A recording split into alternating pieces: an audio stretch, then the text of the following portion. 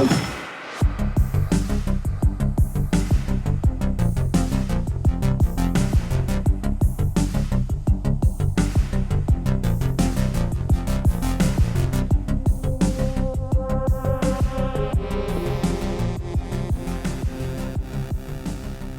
Hello, everybody. Welcome to another episode of Spelunkers, a game exploration podcast, where we talk about games, break them up into chunks, play them together, have really far too deep conversations about them, excruciatingly deep. If you end this podcast and you say I'm miserable, that's on purpose. I am joined today by Tyler. How's it going? Hello. Tom. Fuck Razor. And Ryan. Because we screwed that potential sponsorship.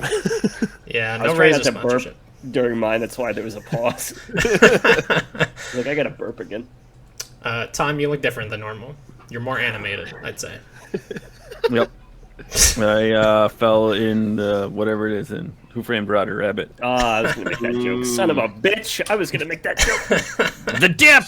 The dip! The dip! And we have no special guests this time around. If you want to be a special guest, jump in our Discord. Let us know what game you want to play, and we're always looking for guests.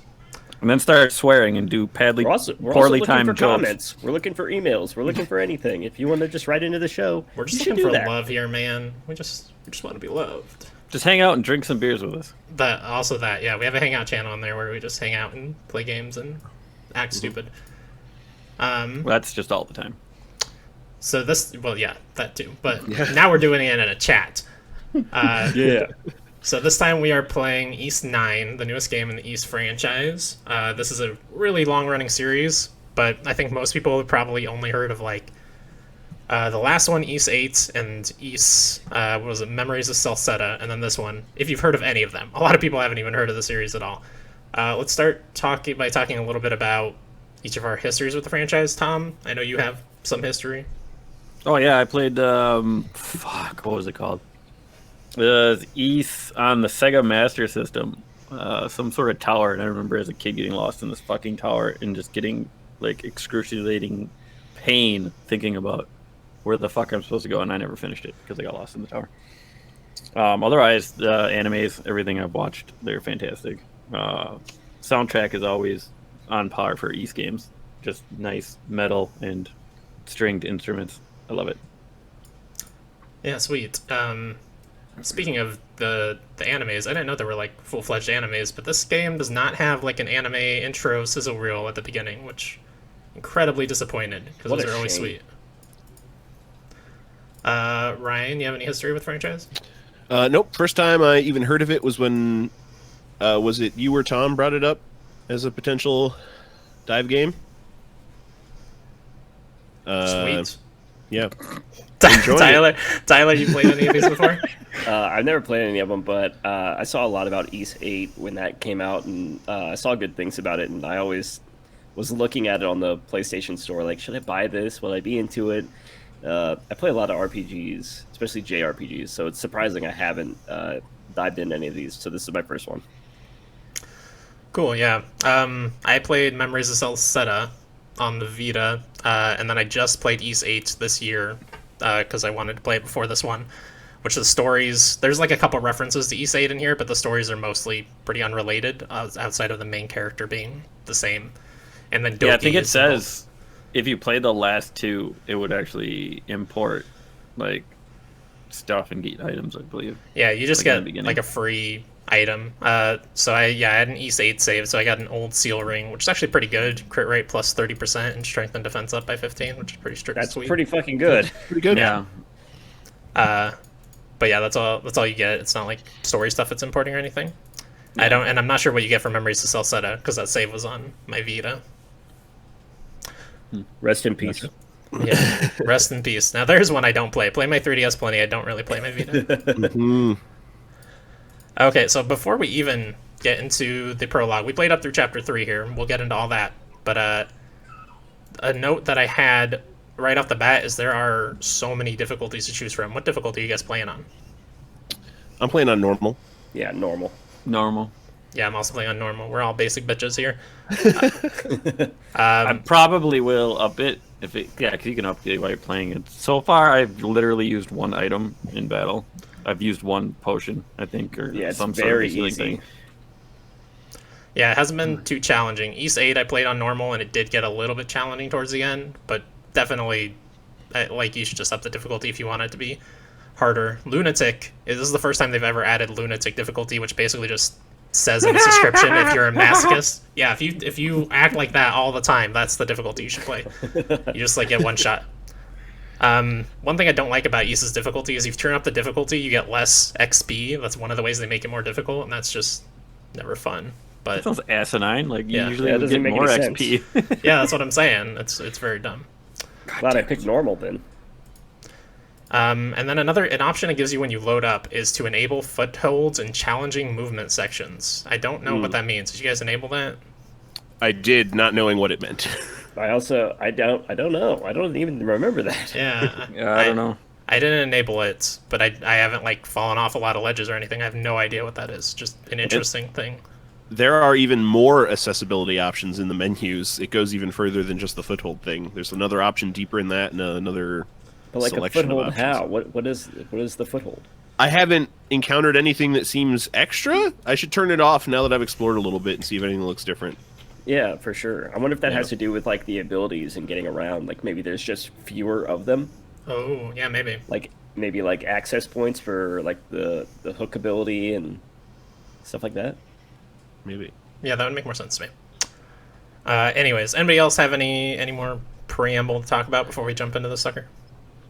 These guys like making bosses look like giant mutated insect things. Yeah, what is that? Some interesting boss design. They're interesting. Yeah, the first note that I have on my phone here. The opening music is epic as fuck. Yeah, the soundtrack in this game is amazing. All these games, like Tom was saying earlier, really great soundtracks. It is so good. The music in this game, and Tom always points it out. I always talk about music, but I think it's a really important part of games, especially nowadays. It's such a driving factor because it's something that you hear constantly as you're playing. So the amount of time you spend with the game, that's the amount of time of music that you're listening to. And the music in this game fucking rules. It is so good. Like, I have not heard a bad song. Like, the main theme, like when you're in Balduk, is so good. Yeah. For sure. I've got good music written down as well. It's not my first note, but it is written down. Okay, so starting in the prologue here, they just like throw you right in the middle of a scene that you kind of get more context for later, escaping the prison. And right off the bat, the aesthetic for this game is so much different and, in my opinion, better than East 8, which takes place on an island, and it's all like forests and marshes and stuff. And immediately you're thrown into this prison that's very like dark and foreboding, kind of. This whole game is more dark and foreboding than something like East 8, so I'm excited to see where that story goes. The controls, let's talk about this real quick. As soon as you get control, I was thrown off because they've changed some stuff from East 8, and I had already changed the controls off East 8. Have you guys changed anything? Does anything feel weird to you? Yeah, things feel weird, but I haven't changed anything. Map not being on the touchpad feels weird. Parry and sprint feel weird. Lock-on feels weird. Attack feels okay. What I have is I like the camera controls and movement speeds, but it's weird that you have to like start a dodge to start sprint. Cause, Yes. Yep. Yeah.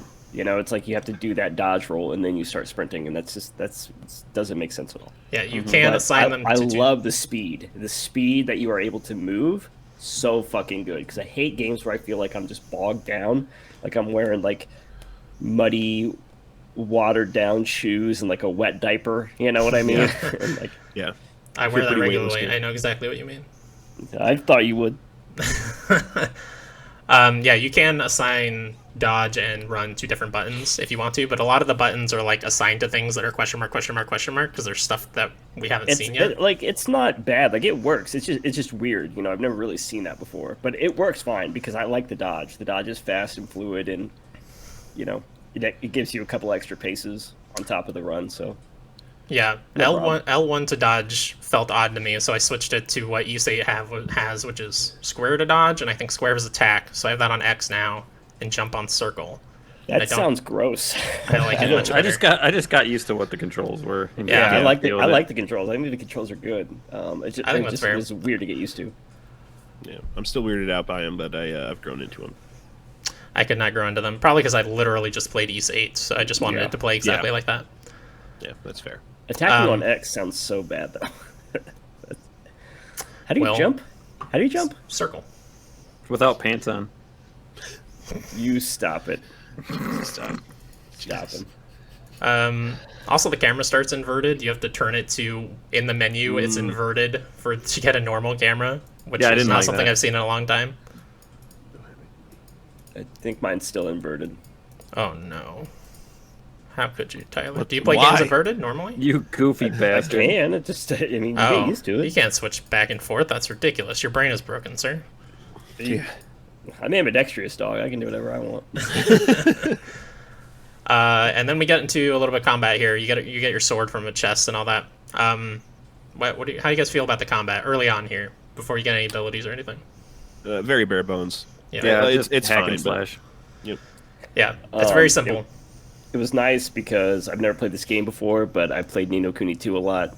It's one of my favorite games of all time, and it reminded me of Ni no Kuni 2, so I felt right at home. It felt great. It's funny that you say that because as I was playing this game, Rhea walked in and if you watched her stream, we were playing Ni no Kuni 2, and she's like, "This is just like Ni no Kuni." It's like it is, except Correct. that it feels like it belongs to be on like the Wii U. Yeah, it's like Ni no Kuni 2, just with less production value. Yeah, I don't like. That's one thing I don't like about how you start off. Just one of my little pet peeves. This game is it's so empty and just very basic. Yeah, As you're walking around, cities, 100% it's just- agree. That's the only reason I say it's like Wii U. It's like they had the power now to put stuff in it, but it's just very like, okay, we put this in. It's very basic, very clean cut. Like even the animations of the characters is very stiff, like a little bit turn and then just like this weird walk where they kind of look like they're floating above the concrete or the ground they're walking on. Yeah, the interiors of the dungeons are so bare bones, and it's just like there is no detail in any way, shape, or form. And like whatever little detail there is, it's definitely a copy and paste format. For Yeah. sure. Yeah, it's very much a low budget anime game. I don't know if low budget, maybe like medium budget, a double A game, maybe. Double It's A more for appropriate. sure. But fuck, it plays good. Yeah, God, I mean, it plays good. if you take any notes from like Ni no Kuni or like Persona or any of the new Dragon Ball games, just the cell shading they do with those. Like if you're gonna make an anime game, that's what it's got to look like, in my opinion. Yeah. Otherwise, it's not up to par anymore. As far as you talking about like textures and resolution. Texture is everything. Yeah, the way the characters look, because this is just very like this looks like you could just literally be playing this on the Wii or the Wii U. Yeah, it does look old for sure. Like it looks like it could be down-resed a little and play on like a PS2. Yeah. And it still makes my PS4 sound like a goddamn jet engine. But it's a great game. Like these are just little nitpick things. Yeah, like for I really sure. enjoy the game so far. But I think what the difference is with that, right, is like it doesn't look as good, but it plays so smoothly. Like the gameplay is like seamless in a way that you don't see in a lot of other games that have a higher caliber fidelity. So it's kind of like a weird double-edged sword, you know, like it's like you're kind of taking like lower fidelity and shit for like better gameplay, because like there's a lot of games that want to play like this, then they just don't. Yeah. So after you run through the dungeon for a little bit, you run into the lady who you later learn is named Aprilis, and she shoots you, and you turn into a monstrum. Which before that she says like, "Sorry, this city needs you" or something. We still have no idea what that's all about. And then you have like a short conversation with her, and then I think this is the only place where this happens, where the game like freezes every time dialogue comes up. It like freezes on your character instead of your characters standing there and having a conversation, which I don't know, it just felt odd in the moment, and it's still the only time they did it, so I don't know where that choice came from. Also, the fact that Adol is still a silent protagonist is super annoying, because he's the silent protagonist like Link is, where he's not actually silent. He's clearly talking to these characters, and they're talking to him, but they just didn't voice him. You don't get to hear his voice. Well, that's what's weird, is that he does have a voice. Like they have a voice actor for him, and he does have a couple of lines, like especially during combat and stuff. So I found that odd, but I do have a note that I like that you have conversation options, because it does give your protagonist a little bit more agency than like a normal silent protagonist where it's just like, oh, you know, you have nothing to say at all. You're just going to stand there. So it does feel like you're kind of projecting what personality you want Adol to have, which I liked. It made me more attached to him. Yeah, that's another point. How are you guys pronouncing his name? Because I've pronounced it like 3 different ways over and I don't over. remember anymore after Tom yelled at me. Yeah. Well, you were saying it like Dreidel. You're saying Was Adol. I? Yeah, you kept saying Adol initially. Yeah, Adol. Right. That's what I say. Adol. Adol, yeah. Yeah. Yeah, I think they call him Adol in this game and East 8, so I got used to calling him that, but I mean, that's just literally not how it's spelled. That's not how it should be said. If you That's want just it the said Midwestern like that. coming out in me, baby. Yeah, they should I've like, been spell playing it in different. Japanese, and I think they say it differently. Oh, okay. Interesting. Yeah, and my phone, when I'm taking notes, keeps auto-correcting it to Adolf, which is interesting. Maybe some foreshadowing. That's not good. That's not what they want. They don't want that. I have it. My phone is auto-correcting another person's name, which is very funny. We'll get to that later. Okay. So yeah, this is where you become the Crimson King, she names you. For some reason, she names all the Monstrums. Weird Bad name. hero names, yeah. I don't know. I mean, would you have batted an eye if there was like a 40s comic and it had a character named the Crimson King? I think that's kind of what they're going for with these names. Well, it's. I was telling Tom earlier in the Discord. It's like he's named the Crimson King, but I have like an outfit on him where he's wearing all black and his hair is blonde while I'm fighting. Oh, you have an outfit on it? Okay. Yeah, so he doesn't even look like that at all. That's so they're funny. like, "Oh, it's the Crimson King." I'm like, I got a black outfit, bitches. Don't call me that. I'm the Black King. Wait, Yeah. that sounds terrible. I mean- Stop it. No, it doesn't. Sounds good. I mean, I guess. The Black Panther. Okay, sure. I mean, why can't you just be the Black Panther? Is that copyrighted? So yeah, yes, I think so. You get your first traversal mechanic here, which is basically a grappling hook, and it's super cool, especially Yeah, very. compared to everything in East 8. In East 8, you have like a handful of traversal things that are like climb vines, and you eventually get like a double jump, which you have right from the beginning of this game, which is amazing. And you have to like assign them to slots that you unlock across the game. So you can't have at the beginning of the game, you know, if you have double jump and climb vines, you can't have them both equipped at the same time. You have to keep switching them out. It was awful. But here, you just get a grappling hook and you can use it anytime just by pushing R2, and it's super fun. You guys like the traversal so far? Yeah. Well, at least with the powers you've gotten so far. Not right away. Yeah, once you go through like the end of chapter 3, it was like that was one of those moments where I was like, God, this game is my kind of game, where it's like getting different abilities that are letting me play the game differently and how I want to play it. It's so fucking good. I love it. I love the traversal. Yeah, And it's it's something that gets fast. better the more you play. Yeah, and it's so fast. You constantly feel like you're moving around the city. It's not like you're slowed down at all. You know, which is what I want. I hate fucking playing JRPGs where I feel like I'm just like running slow. I hate that shit. Yeah, for sure. What's your favorite power out of them that we've gotten so far? We Oh, only running have up half. balls. Yeah, that's the best one, for sure. Yeah. So we get to our first boss here in a little bit. You know, we run through some more generic... There's a lot of running through very generic-looking dungeons like we talked about. I mean, there's nothing that happens in these dungeons that's Fighting generally rats. worth talking about. Yeah. Yeah, a lot of rats.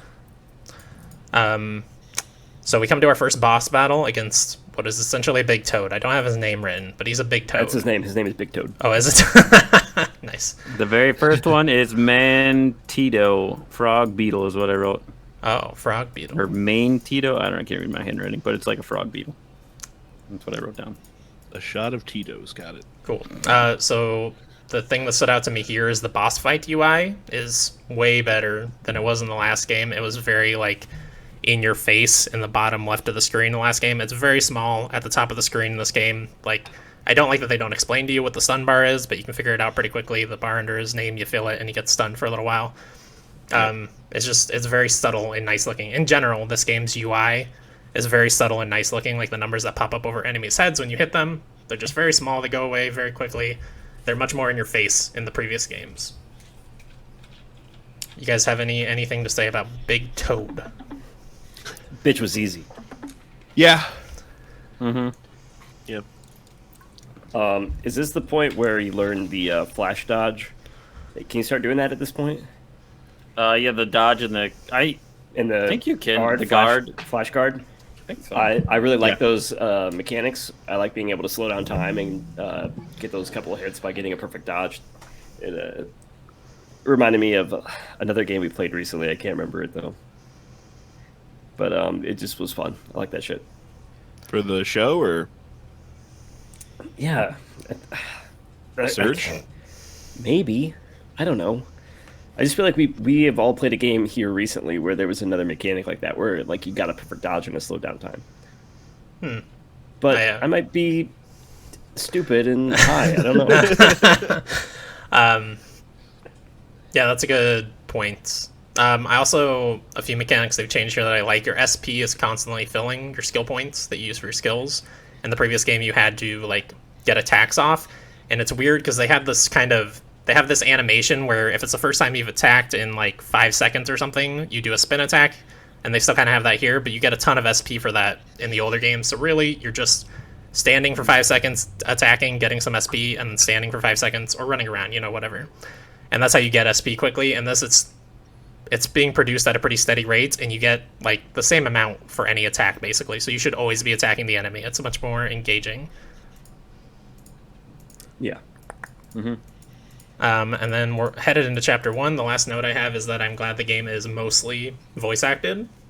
A lot of AA anime games, including The Last East, not everything is voice acted, and there's still some scenes that are not here.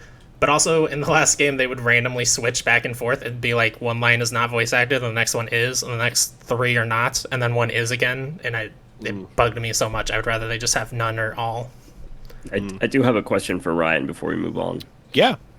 Can you pick a lock with a fork? Yeah.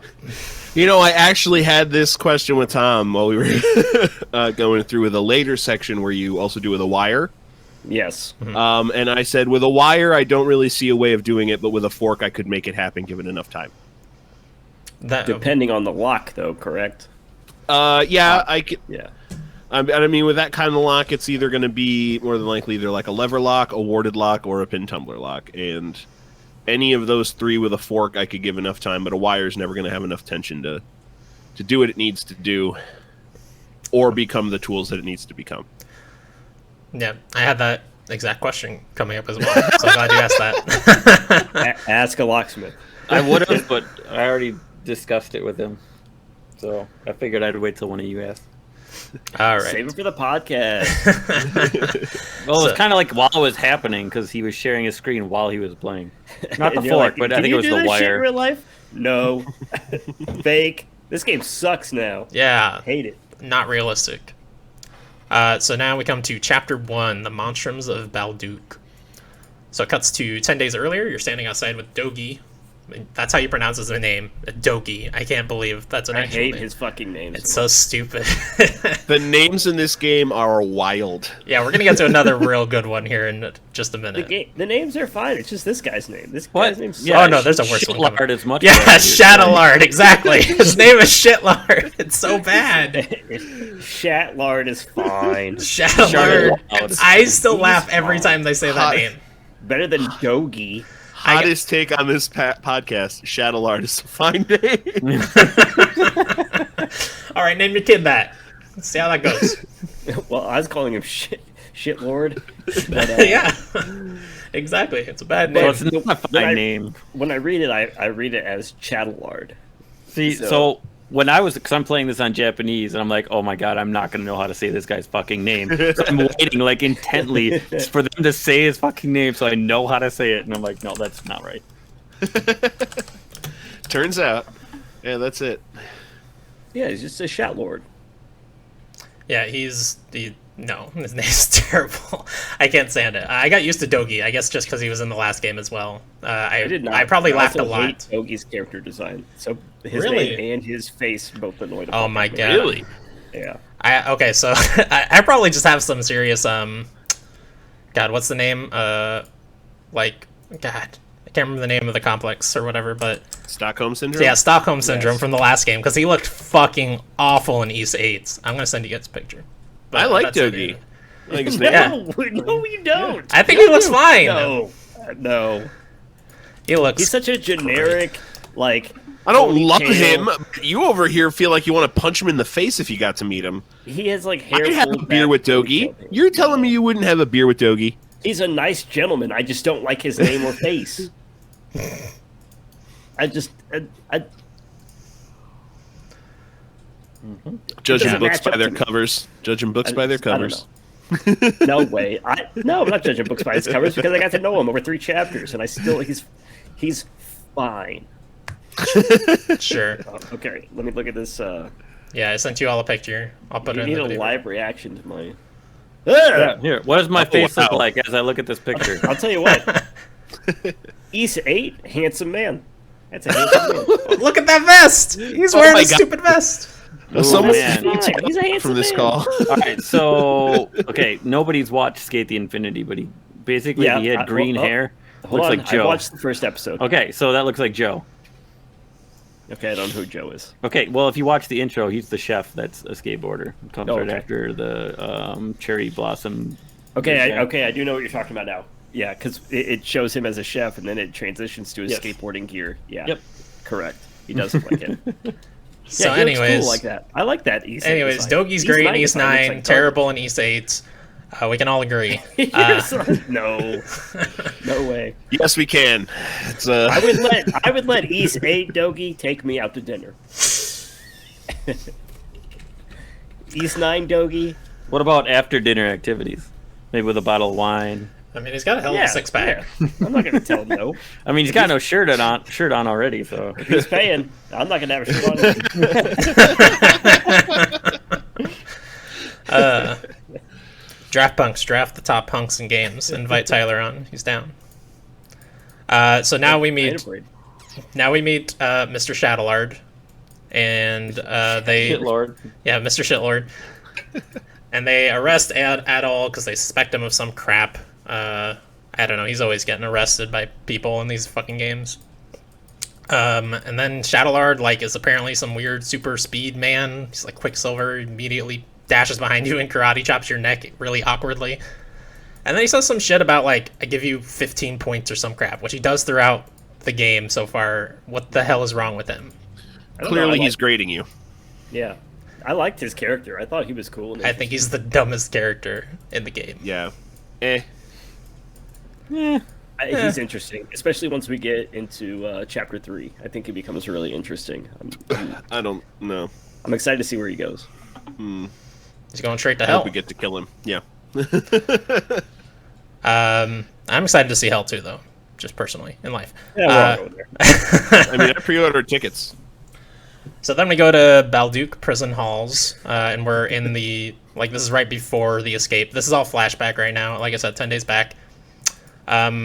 So something that stood out to me. You have assigned seating in the cafeteria, and you're not allowed to talk to each other. It's like this. It's like hell. It's like school and hell at the same time. Yeah. You get assigned seats at lunch in school? No, it's worse. No. Oh. I had assigned seats in class. Oh, okay. And then you meet, gosh, I don't have his name here, but the guy that Parks? eventually comes back to your base. Yeah, Parks, which you don't find his name out until later. Yeah. He's inmate 212 for now. Yeah, inmate 212, and he's This fighting. guy's cool. I like this guy. We'll see. We'll see if we like this guy. Yeah. Okay. I'm interested in this guy right I'm now. interested in this guy, exactly. And he's fighting with some other inmates, and he sneaks you a fork while they're fighting because you distract the guards over towards you to get him arrested. I knocked my spoon over. Oh, I did as well. I just yelled at him. I just yelled for guards. I also knocked my spoon over. Oh, well, Wow, I'm a big This is baby. I would a just big old rat. Narc. Narc. help me. That's what I said, just like that. And then, I need help. Help me, please. And then you get called in to be investigated. The investigator, they just call her. They call her. They This give her lady name later. sucks. Yeah, she's the worst. Nope. Ingrid, I think, Yeah. is her name, right? Yeah. Yeah. But you don't find that out till what, chapter 3? Chapter Yeah, 3. right near the cutoff she point. super sucks. Yeah, and Also, she's what's your inmate number since we're in the prison? Come I on. don't remember. 217. Yes, it is. I have it written down. I don't have that written down. I just remembered. I'm not good. Nerd. Nerd. And then they investigate you about some of your previous adventures. I thought it was really fun that they're kind of like Yeah. poking fun at how absurd it is that Adol has been involved in all these horrible Yeah, events. and like how he always gets good weapons and artifacts, Yeah. but loses them at the end, and he's always in all Yeah. these shipwrecks. And he's like, "Has it really been that many?" And I was waiting for the podcast to ask you, Chris, but is that what happens? Does some of that happen in 8? Yeah, one of those events is East 8. There's like Yeah. a world-ending event, which That is was, so, that was really cool. I like that. it is really funny because even in East 8, it's like you just crash on this island and it's like we need to get off the island. But then by like chapter 7, it's like, oh fuck, the world's ending. We got to stop this. That's exactly what's gonna happen in this game too. I can guarantee you. Oh, 100%. And then investigations last for several days. And then she says, like, at the end of the investigation, or maybe she's not at the end because she's looking for you in chapter 3, so I don't know. But she says, she says, I see no proof that you're lying, but I still don't believe you, so I'm sending you off to trial. Whatever. I guess that's the way the justice system Welcome to the works. justice system. Yeah. Yeah, also, like, this world is full of magical shit. I don't know what's so unbelievable about a weather machine. She, like, really was focused on that weather machine. Her dad made that weather machine. Okay, and then we go back to the present day in Balduk. So you... How are you guys feeling about Balduk? It's a cool setting. At Yeah. this point, it's pretty boring. I mean, I like the idea of it, but what you can do is Here's kind of, my issue with it is it's cool, and I like one of the side quests to try to find the interesting points of it. But the way you go about unlocking the areas sucks, and I hate that. The, like, Knox bar? You don't like that? No, I do not. I wish it was just open from the jump. Yeah, I think it's... That kind of bothers me. Yeah, I think that's fair to want it to be open from the jump. I kind of like it, personally. I just like how different it feels from East 8. It's just so weird that it's like, oh, hey, you're in a city, but you can't go here yet because invisible barrier that only you can see. Yeah, I do have You know what I mean? written in here somewhere, like, it's very convenient for their game design. The convenient barriers everywhere. It's kind of like there are those treasure chests on the map where it's like, oh, you can get all these treasure chests and shit, except for these ones that these guards are blocking. Yeah. Until you figure out whatever bullshit power you need to get past these guards. No, you can't 100% this area. It's bullshit. So you're hiding from the guards that are looking for you. You hide out in this abandoned inn, which was very obvious was going to be your base because there's so much empty space in here that they, like, why would they make so many rooms on this house if it was not going to be somewhere you come back to? And then you go out. You have to find an outfit, right? It's the next morning, I think, and you have to find an outfit because you don't want them to recognize you, and you have to find hair the dye. good old black hair dye and red scarf. Yeah, what was that doing in that chest? In the inn. The only chest in the inn, and it's black hair dye and a scarf. Also, yeah, they would totally just recognize you. Yeah. If I came on this podcast next week with a red scarf and black hair, you would not know who the fuck I I'd kick am. you the fuck off. Bullshit. I'd be like, fuck this guy, what's he doing here? Sign in with another name. I would change this room behind me. You never know. Okay, that maybe at that point. I don't know. Yeah, at that point. If the scarf's like covering half your face too. It's Tyler's Yeah. evil brother.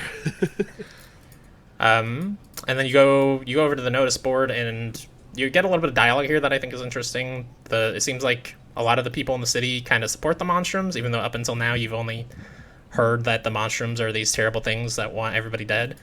I think this game's poking at, I don't think it'll fully explore, but it's poking at some like classist themes, which is interesting. Oh, it totally is. It Yeah. 100% is.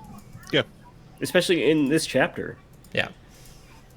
Then this is the first time we get transported to the Grimwall Nox randomly, and then we get to meet everybody else. So what are your guys' initial thoughts on all these characters? Ignoring the stuff we obviously learn about Hawk and White Cat later. Interesting group of people. And how exactly are we all related? Still, I wasn't 100% sure exactly how they were going to intermesh with our part of the story at this point. I was all for it. I was like, fucking squad, let's go. I was like, I can't wait to find out who these people are. I was excited. I like that stuff. I like how they throw you like all together. Oh, yeah, right away. immediately. Like And how it's not like that after you get the other guys, like you can actually have more interaction. They're not just not running around by themselves. It definitely, and I think that's one of the things that this game excels at, is it gives you a little bit of the mystery, and it's like we're gonna really flesh this out over time. So just play, and you'll get the answers that you seek. And especially going through chapters 2 and 3, I think they do a really good job of that. So I'm excited to meet the rest of the team. Very going much forward. so. Who's your favorite character? Like, who are you most excited to meet? Ooh, I don't know her name. The doll. The doll probably, lady. yeah. The doll? Oh, so right next. Like, Yeah. I think Ryan and I both are excited for the same person. yeah, Renegade. I really want to learn Which more one about was that? Renegade. Because there's The one- 3 the others, right? Smaller one with the horns. Yeah, quieter character. Yeah. Nobody's excited about the generic trope anime lady. Raging No. Bull. Raging something. Yeah, Raging Raging Bull. Bull. Yeah. No, I didn't care about her. I like the doll. Yeah. She's cool. Yeah, Doll would be number 2. I'm also curious about the Doll. I'm Yeah, she intrigued was about her. really cool. And just finding out within the next chapter, obviously, like that she is a doll is Yeah, she's that's like literally a doll. immediately So weird. interesting. You know. And for me, this touches on. We got one question, everybody, from wonderful community member Rob. What is the one thing standing out to you in this game that makes you want to play it over other games right now?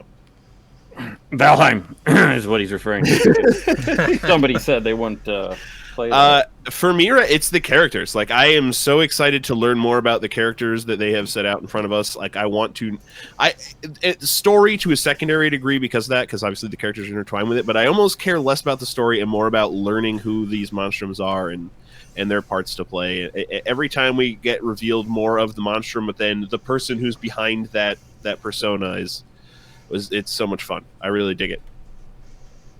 Yeah, 100%. for sure. I think the way they're like presenting this game as kind of character studies for the first 6 chapters anyway is really cool. And That's also probably add, what's like, drawing me to add- it the most. Add the movement into that, and that makes it like so good because God, I'll say it the rest of the podcast, but the movement in this game is so good. It feels good. So fast, so Yep. fluid. Love it. Except Yeah. for the jump. The jump sucks. It's very floaty and kind of sucks, but Yeah. everything else is good. Yeah, I don't know. This is probably more Stockholm Syndrome from Ys 8, but I think the jump's fine. Chapter 4 had I played a little bit ahead. Oh, excuse me? No, just kidding. What? No, chapter 4. There's no chapter 4 in this podcast. I played about an hour ahead. I had a little bit of a platforming section. I'm cutting all A little this. bit of Oh my god. floatiness. Very floaty. Wasn't a huge. Yeah, we didn't hear anything. Podcast listeners, skip ahead. It's optional. It's optional. This guy spoiling. I'm not spoiling. It's optional. So, anyways, and to do the opposite question of who do you like the most here, I immediately hated Hawk. He's just the generic douchebag trope that every anime has to have, and he's the worst. Yeah. Big same. Oh, I did not. I didn't like Raging Bull because I figured she was the typical anime waifu trope. I liked Hawk because he reminded me a lot of Bakugo from My Hero Academia. Uh, And they're interesting characters, even though they have these like big egos and they're kind of assholes. They're still interesting because there's always something deeper going on behind the scenes, and we obviously find that out in chapter 3. We'll get there. I find his character to be interesting. Yeah, I have fallen more into enjoying Hawk, but immediately I was like, fuck this guy. No, mine was Raging Bull, for sure. She was kind of annoying because she talked a lot from the jump and typical waifu mentality. So I don't like that kind of stuff. Tom, you have a character you immediately disliked from their personality there? No, not really. All of them. He hated them all. He doesn't even like the game. He hates it. Oh my god, he hates non-Indies. He hates double A's. What? He hates anime. He He hates anime, yes. Wow. It's just, I don't even know what to say. If you had a camera, we would see all the anime posters behind you. He is anime right now, guys. He turned is. into anime. Mr. Anime himself. That's why he's so critical. Things aren't on his level. It's true. So yeah, you do this first. It's called the siege battle here, but it's exactly the same as the raid battles in East 8, which were like one of my favorite things. And basically, you're defending a big crystal, and later on, you get to like add some lures, and there's more stuff that we haven't seen yet that you get to add to make the battles easier. And like all the people you pool into your in base can help you. But the biggest change is that you actually have like all of the Monstrums there fighting with you in all of these battles, even the ones that are not in your party, which is really cool. Yeah, these are really fun. It's it makes the simple combat fun because it's just a big wave, you know? Just get to mash and mash and mash and mash. And the cutscenes look good. You may be hitting one button, but it feels like so much more. I definitely felt the chaos, especially later on, where you go through a couple more. You mean like Chapter 4? No, because you do another one, right? Yeah, you do a couple more. Yeah, you do a bunch. Fuck off, Tom. I'm holding up something for you, but you can't see it right now. Yeah, whatever. But I like that. I like what those things are doing. It's interesting because wave-based combat isn't necessarily like my favorite thing, but having all those characters around and especially being able to upgrade them later on and what you're able to do with those fields that you're battling in, I think it's interesting. So I'm excited to see where that goes. Yeah, I just love like upgrading things like base upgrades with the materials and stuff. 100%. Yeah. So, something we kind of skip past really quickly is you can do some shopping, or can we not do shopping yet? You can shop. Yeah, you can do a little bit of shopping. So this game actually has like a money economy, and in the last game it was all items, which there's still a lot of item economy in this game, but there's no money economy because you were on a deserted island. Nobody needed money. You guys have any thoughts on the economy? I don't like money economies honestly in games to begin with. I much prefer materials. I much prefer you need to go farm this material to get this item, like these specific materials. That makes more sense to me than just go kill whatever and you'll get some money and then you can buy whatever you want. I haven't really done anything, like even purchasing wise, like the food, or even like I know I found like another empty vial. But like I said, I haven't even used any healing. I used one healing item once, but I haven't really done anything alongside any of the shops, really. Yeah, I think I bought like one sword. Yeah, so I upgraded my sword, but I never bought a new sword. I bought a new sword for the main guy, Adol, and then I bought new claws for the other character, which we'll get into in Chapter 2. But I feel like the money economy is super weird because I feel like I've played a lot and have done a lot of fights and done a lot of stuff, and I feel like I don't have a lot of money. Yeah, same. And I feel like I'm running out of money and I can't buy the things I want, and it's fucking frustrating. How much money do you have? Like currently in my game, like maybe 300 gold or whatever the fuck the money is, because we'll get into that later. I say, have you not found? I've been finding chests that have like 1 to 2,000 gold. Yeah, but the weapons cost a shit ton of money. Yeah, they do. A shit ton of money. I'm not even kidding. I've been upgrading, and I still have like $8,000. You've been upgrading, like buying the new stuff, or just upgrading the sword you have? Just, upgrading the sword I have. Like I was able to turn the Gothic sword into a broadsword. I was able to turn the claws into the next version of claws. So I never upgrade. I didn't upgrade to +3 to see that you could do that. That's good then, because you can just ignore the money economy in that case. Okay, yeah, so they tell you that right away. There's like it's cheaper to just upgrade with materials than it is to buy a new one. Then that's where I'm fucking up, because I'm just buying the next set and I'm losing all my money. Dude, do you even anime, bro? Apparently not. Yeah, no, that's definitely I definitely don't have an anime shirt on or an anime tattoo. Yeah, that's good to hear, because I got my ramen bowl shirt on, so you can see it. We don't know, Tom. What do you? We don't even know who you are. Yeah, you don't even have a shirt. Tom. You don't even have a but yeah, so yeah, don't buy anything then, I guess. Like, yeah, Chris, we're fucking this game up. We suck, yeah, dude. Man. No, well, I like that better. Like, I wish I would have known that. Glad we told you pretty early in the game still. Yeah, because there's something that can happen in Chapter 4. Oh And my I god, this guy with the pretty much spoilers. wasted Oh, spoiler money. city. Jesus. We'll talk about it off air. Well, it sounds like I want to you talk got about your, it. I haven't played. It's not a spoiler. It's not a spoiler. sounds like you got your just desserts for playing ahead and spending all your money. Yeah. Likely story. Yeah, that's what you get for getting to the checkpoint before we even started the game. True. The Yeah, game was fun. Tyler, even before we even recorded our Transistor episode, Tyler was already up through chapter 3. I like the game. It was fun. It's a good game. I'm not I've gonna been lie. waiting but for this goddamn. podcast to play more. It's a Well, good game. Whose fault is that? You guys. I don't know. Look, I just lowered my chair. This is what you get. This is as low as my chair goes. Down here. Yeah. Do you? That's actually a good question. Do you guys think you would have played this without the game club? I would have. No, 100% not. I never would have heard about it. Like, this is the first I've ever heard of East, so I'm glad you.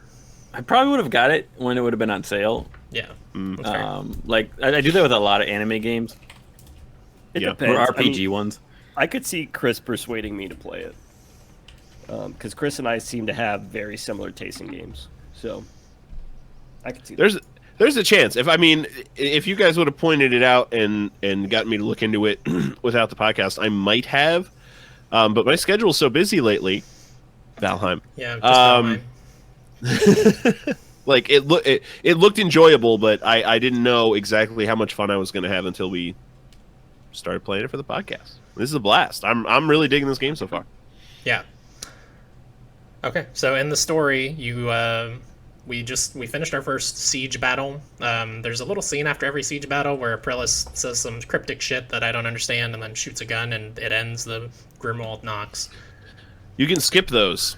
Yeah. Which I was pissed about the first time because that was the first time I tried to pause a cutscene and it skipped it. I'm like, what Same. the fuck, game?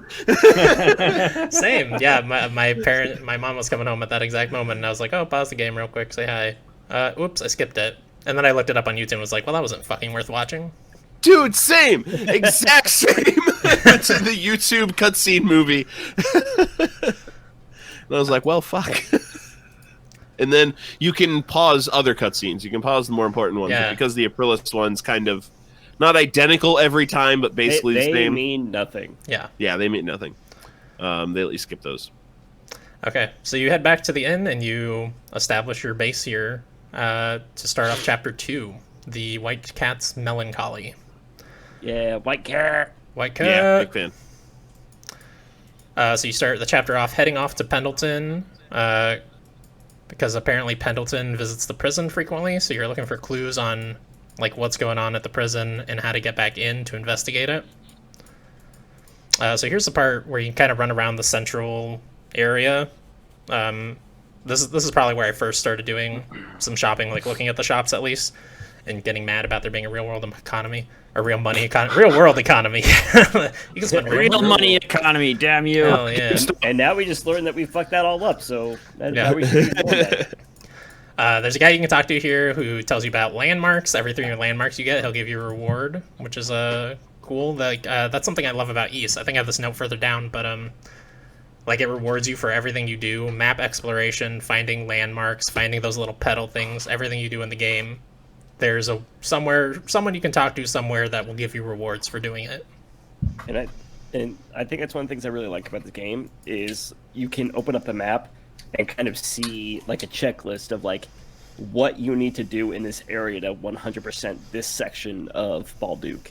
And that is the kind of shit that I love. It's very Assassin's Creed 2 or Assassin's Creed Brotherhood of like going through and 100%ing this one specific area. I love that kind of stuff. With the 3 different map sizes. Yeah. Which is, I don't know, a little bit of a critique. It's weird. I don't know why we need an expanded mini-map. I can understand the 2 different versions of the main map, but I don't necessarily understand why we need the expanded mini-map. Yeah, it's, I don't know, it's just a lot of like accidentally going to the wrong map over and over again. There's not a problem with it because more information is never a problem. It's just I push the wrong button and it's like, well, that's not the fucking map I want, and then you have to push 4 more buttons to get out of that map and get to the one you want. Yeah. So this note has not held up. I have going straight from the main gates to the central district. There's no like loading screen. You just immediately load into that area, and that was really cool because East 8 had literally loading screens for every area, but 99% of the time you're still getting a loading screen in this game between small areas. They're just really fast loads on PS5, so it doesn't matter to me. Oh yeah, Ryan, that's one of the questions I had is how are the load times on PS4? Initial load times are, but like to fast travel point to point, pretty snappy. That's good. Yeah, they're like Because- non-existent on PS5. Yeah, within like when you go to like a dungeon, it's like 5 seconds. I was That's good. gonna buy this on PC, but the PC release doesn't happen until sometime this summer or fall. Weird. So weird. So, yeah. Here it's funny because like the load times are so fast. At one point, like the screen came up to give you like a little bit of lore or whatever. You can't even before, read like- it all. Yeah, you can't read it before like you're in the area. exactly. I'm like, what the fuck? Like I was actually annoyed at how fast it loaded. I read it enough for all of you. How's I was able to read it I 3 wasn't done times reading. over. What the fuck? Okay, so there's another vendor over here in Central District called Maxim that you can talk to. He sells you what he calls black market items, which includes items that you missed from the story that are important, which is good to know Yeah, that like this even guy. if you skip an important side quest or whatever, if it had an item related to it, you can still go back and buy that I'm item. glad that you said that because I didn't know that. Map system is not good about separating things on different elevations. This is my biggest problem with the game, probably, where like it'll show a chest, but it's like below a bridge that you're standing on top of, and or it could be like on a bridge above you. You just don't know. It requires. I don't know. Compared to East 8, where everything was separated by floors because there wasn't this kind of verticality, I really love exploring the world and like the verticality of it. But I wish that they like the chest would gray out when you're on a lower floor or a higher floor or No, whatever. You know. it's super shitty because the second you go from like the main gate district into the central district with the fountain, I had a big issue with that very first chest on the right where I was like, oh, let's get this chest. And it's like, oh, it's right here. No, it's not. It's actually down near the canal, like in the right-hand corner, and I can't fucking get this yet until like way later into this story. Yeah. So it super sucks. And that I actually missed a chest later on because of that. Yeah, it's super annoying. Tom, you have any thoughts on the map? You have any problem with it? That's a map. I don't know. Oh, cool. Shows me this where guy, this things guy are. likes maps. How dare you like I mean, maps? I don't look at it a lot unless I need to know where like I need to go for a mission. And even then, it's kind of asinine. It doesn't really tell you a good direction. But I'll figure. You it out. mark. You just set waypoint. One of the things Yeah, I do don't like set about any the map, waypoints. especially in the main story, is I do like how it puts a marker as like red is the main story item, blue is the start of like a side quest or whatever, green is like an interaction. I like those kind of things. Makes it easier to identify what you need to do and what the priority is. For sure. So there's a lot of vendors in the Central District. That's something that I mean, if you can do everything with like upgrading with materials and you can do that in and around your base, which it seems like you can, from our conversation here, then it doesn't really matter. But there are way too many vendors if you actually have to go to these vendors. I wish they would just be condensed in your inn because I don't 100%. want to run around there. Agreed. Yep. All right, so after you're running around there a little bit, you go into Pendleton, and you talk to Krisha and what's her sister's name? You guys have it written? Carla. Carla. Yep, And- just remembered that. Nice. Look at you, nerd. Where's your buttons? And you accept a quest to find the Pendleton thief because somebody's been stealing from the Pendletons. Nobody knows who. It's a big mystery. Couldn't possibly who. guess. So now it gives you a tutorial about fast travel. You can fast travel to anything, which is great, including landmarks. It took forever in East 8 to unlock the ability to fast travel to landmarks. It is very helpful here to just you can anywhere you have been, you can get there. You fast. guys actually fast travel though, because I think the movement is so smooth and fluid. I never fast travel. It's not on that Spider-Man level for me where I don't want to fast travel. I'll still fast travel. I do occasionally, not every time. The first time I did it was just as a let's see how fast travel is. Fast travel's quick. I don't think I've done it yet. Because the load times are so fast on the PS5, it's like running from point to point. For the audio listeners, you wouldn't see the face that Ryan just made. Hey, just give them a reason to come watch the video podcast. Hey, youtube.com, Spelunkers. We don't have our own URL. No, we don't have a custom Spelunkers. Come give us URL. yeah. Come give us subscribers so we can have a custom URL. So you go to the agricultural districts. You fight some enemies here. You try to go into the canal, but you can't because it's blocked off. You like run into a wall basically. How many times do you guys fall in the water right here? None. Just once, I think. Just the one time. Okay. How many times did you fall in the water, Tyler? Are we talking about getting the pedal off of the bridge thing, the mill on the left-hand side? I don't know if I got Twice. that. Okay. No. So you can't get through, but you go back and the doll shows up and she tells you about the little, like, what are they called? Do they call them something? They're like little tiny balls that have little enemies in them. They're Pokeballs. Testicles. Can we? If there can we was a mute name Tom? We can mute Tom, right? He doesn't have to be on. His camera ain't working. We can just say his audio isn't working. Tom, you're cutting out, man. No, just kidding. Testicles. Anyways, there's these little like Testicles. green orbs around that. When you walk into them, they make enemies appear, and this is where you get what is it called? Boost mode, which is like your R1 plus L1 that turns you into a Super Saiyan. Yep. Yeah. Which is really cool. That's new for this game. In the other game, it was just you fill the bar and then you can do your extra skill. But here you get like a few seconds of like super powerful attacks before you can still do your extra skill, which is super cool.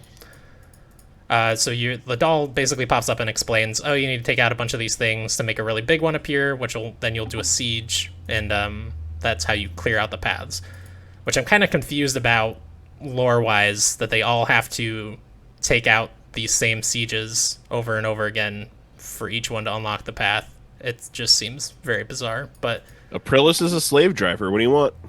I don't know. It's a video game Yeah, it doesn't logic, make any whatever. sense at all. I don't understand it. Maybe we'll find out later on. Maybe. There's still 2/3 of a game ahead of us. Is there?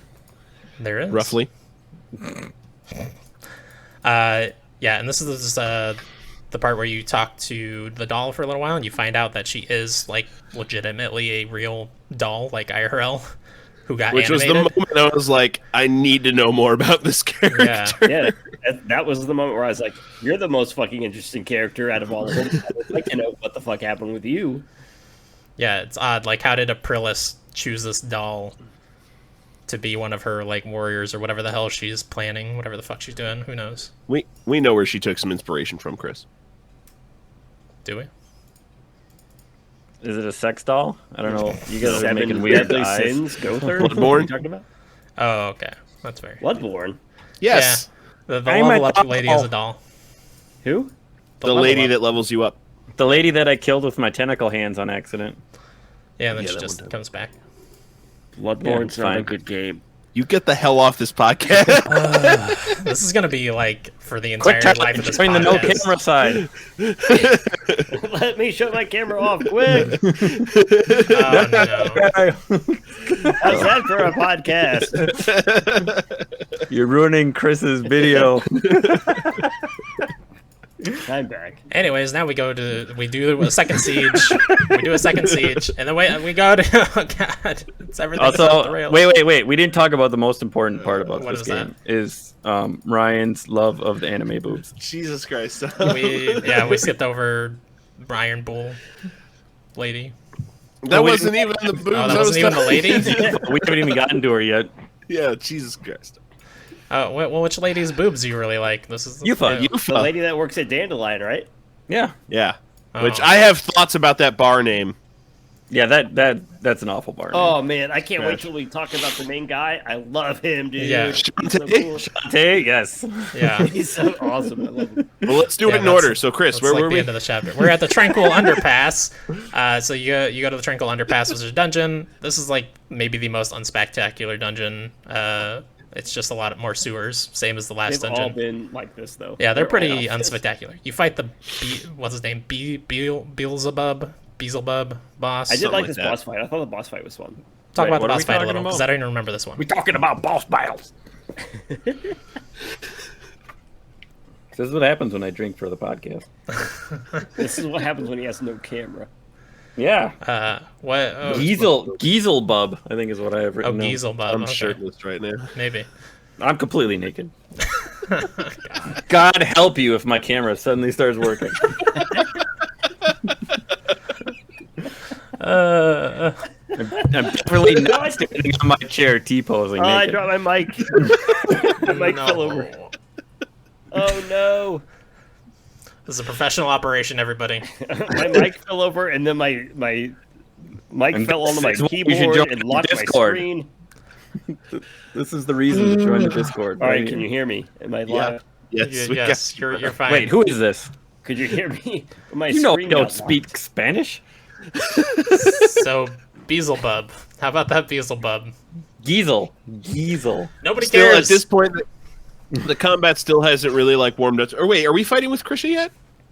Yes. Yes. Are you? Yeah, so I'm- now it takes a little Yeah. different I'm because now I'm you starting- have to do the armored attacks, right? Yeah, you've got blunt damage. Fight with her, and this is where No, my next note comes in. That's in Cloaca Maxima. Sorry, real quick. You don't get her until Cloaca Maxima or whatever the Okay. fuck it's called. You're still Yeah, fighting I by think yourself so. right now. So at this point, I'm still like, I'm waiting because we've gotten a second skill at this point. So I'm starting to see that there can be depth to this combat system, but they haven't given it to me yet. So at this point, I'm still just like mashing square, like, where is the more fun combat game in between segments of, oh, this character drip is interesting. Yeah. Okay, so you leave that dungeon. Nobody cares about that boss. You go to the shanty town. There we go. So yeah, this is where all the the Hookers. Gillians. What? The hookers? What? Yeah, the hookers. Okay, The sure. hookers live There's in probably Shanty hookers Town. here. You said fuckers. No, The- yeah, this is where they all get drunk and waste their money because they like their the- stimulus checks and they don't want to yeah. work for their Oh money. my god, Tom. Oh my. Hot takes. Right? Is that not how that you saw this? Like going into this part, like the guy's not like, at all. No. okay, so all they're doing is getting free money from the white cat, and they're like, "Fuck, this is great. I don't want to work anymore," and they're just gambling it away and getting drunk and like, "I'm never gonna go back to work again." Some of money. them, there was also a grandma getting medicine that she needed. All right, Okay, the point is, there's 3-1 on that factor right there. the point is, it's complicated. Can you just go? Yeah. The point is, yes, it is complicated. So the Gillians are the ones that live here. Like after the Roman invasion, they were kind of forced into poverty, and now they live in this little crappy shanty town. And there's a guy who basically says like Gillians are taxed more than Romans, so no matter how hard we work, we can never get anywhere. And that's just like that's mood, man. That's fucked up. No taxation without representation. Time to get the muskets. All right, that's that's all I'm saying. Yeah, like there's some serious classist themes going on here. Like the poor get poorer, the rich get richer. To come in. Certainly through this chapter. And then Gran, the lady that's I think they call her Gran, and she's the one that's getting medicine that she needs, but she's actually the one that expresses the same opinion Tom just shared, that the government giving them money is kind of bad. It's like Gran, no. The government is oppressing you. Stop letting them gaslight you. Just take the money. Yeah. Don't take the money and run. What is happening, Tom? Did you I start don't drinking know. 40s? Yeah, he's drinking like 10. I am on my third beer. So I've been drinking pretty quick here. Shit. All right, so there's little battle orbs strewn all around the place. Those little green orbs that we were talking about earlier. This is a really smart way of them getting around the fact that the game actually takes place in a town, because all the other East games take place like out in the wilderness primarily, where you can just find enemies and you fight them. But these are like their way of putting enemies in the city while still having the city quote unquote feel alive. It's very sparse. It's not like, densely populated or anything, but there's people. I do How like much- that you can fight them while there's people around, but I don't like that literally it's like one guy and like every fourth person looks like the guy you just passed. How much are you That's fair. engaging with those battles throughout the city? If I see one, I'll do it. Yeah, Yeah. same. Yeah, I try not to do it more than once, like because they'll pop up. Like if I can get a box out of it, what the hell are those boxes called? Well, I don't The know. little chest that gives you an item at the end. Yeah. Yeah. You know, if I get one out of that, then I won't go back to that area. I'm pretty sure I could count the number I've done on one hand. Oh, really? Yeah, I've barely done them. Well, and I'm leveled as I needed to. In fact, I went into a dungeon, the first dungeon where we get our next party member. The next party member was 14. I was 12. By the end of the dungeon, we were all 17. oh, interesting. Oh, I'm a higher level than that. I'm like level 19 right now, but Yeah, same. Like That would level, I explain don't my little know. bit more use of items, because I have. Tom says he's used one thing. I've eaten a few things, but maybe I'm a little underleveled because I've done 0 grinding. Well, I mean, Well, I haven't I haven't grown at all, grinding. but I there just are like items grinding. that boost your XP too. Like Yeah, I haven't used them, but they're there. I yeah. haven't. Yeah, yeah. there's you can get you can craft a talisman that boosts your XP by like 2% Have not done that. or 5%. Yeah, I haven't done that either. I did not do We'll that. totally do that.